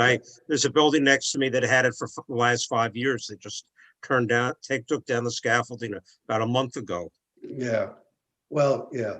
I would love, believe me, as an aside, I would love to somehow deal with these sidewalk sheds where there's been legislation sitting in the city council committee for about 5 years to try and regulate the time they can be up, et cetera, but it never goes anywhere. So, We're gonna do but that anyway, All right, okay, it's bedtime. Can we It's vote bedtime. on Let's Yeah. vote. Let's vote. All in favor of the resolution? Even though I can't yet. 3, 4, 5. 5? Well, I'm not down to committing. 5. 4, 5, 6. 6. 6, 0, 0, 0. Yeah, Wait a I think that. And non-committee got- board members? Ira, are you in favor? Are you against? I'm in favor. I don't know. 0, 0, 0. Did you miss mine? I didn't raise my, I did my hand physically, not. Yeah, So yeah. it's 7-0-0. Not It's virtual. 7. Oh, sorry. 7, there's 8 of us here. 3, 6, 9. Yeah. Nine. No, 7-0-0-0 and 2-0-0-0. 2-0-0-0. Got it. Okay. Right. So the resolution Okay. passed. Thank See, you. I told you, Michelle, 5 minutes. Yeah, you're terrific. Listen, I just learned tonight through a little birdie told me that Doug McGowan is no longer on the board because he moved. Is that right? That I doesn't didn't know. surprise me because he was always so meticulous about attending when he was here, and he hasn't been around for a while. So I'm Oh. sorry I didn't know that. Yeah, I didn't was- know it either. yeah, a little birdie told me. Can I have a sense of the committee that we should express that we miss him and wish him well? Absolutely. Sure. Let's express that to him. Mhm. Yes. Okay. Okay, great. So thank you very much. Everybody did a spectacular job, and I'm Okay. glad you. Thank you. Very you informative. made Kudos this to the debate. chairs, to the co-chairs. Those were Yes, good potentially job, contentious guys. matters that were handled very delicately and Thank you. very appropriately. So well done all. I would like to say also, just for those who were on the meeting last night, as I had texted Doug, I would have bet every dollar in my pocket that this would not have lasted as long as last night's, and it was the opposite. Oh. So Everybody did a just terrific for those job. who were there last night, you would know what I'm talking Okay, about. so beers And on Josh, Josh. Josh, you can put in for overtime. Yeah. By the way, Look, I'm still at work, so you know. by the way, while this was going on, I did a little research. Seriously, somebody is trying to build and fund a Theodore Roosevelt presidential library to be located, seriously, if my phone is not playing tricks on me, North Dakota. Well, we have a statue for Yeah. their entrance ramp ready to go. Yeah. Make that a statue for sale. Yeah. Good All right. night, Good all. night, everybody. Terrific Have a great job. one. Have a Okay. good weekend. You too. Oh, Hey, thanks. Thank you. Enjoy Thanks. the weather. Beautiful weather this weekend. Yeah. Madge, thanks for sharing the duty. Yeah. Thank you. Mhm. Thank Ed, you. Mark. Good work. Terrific job. All right. Good night, everybody. Night.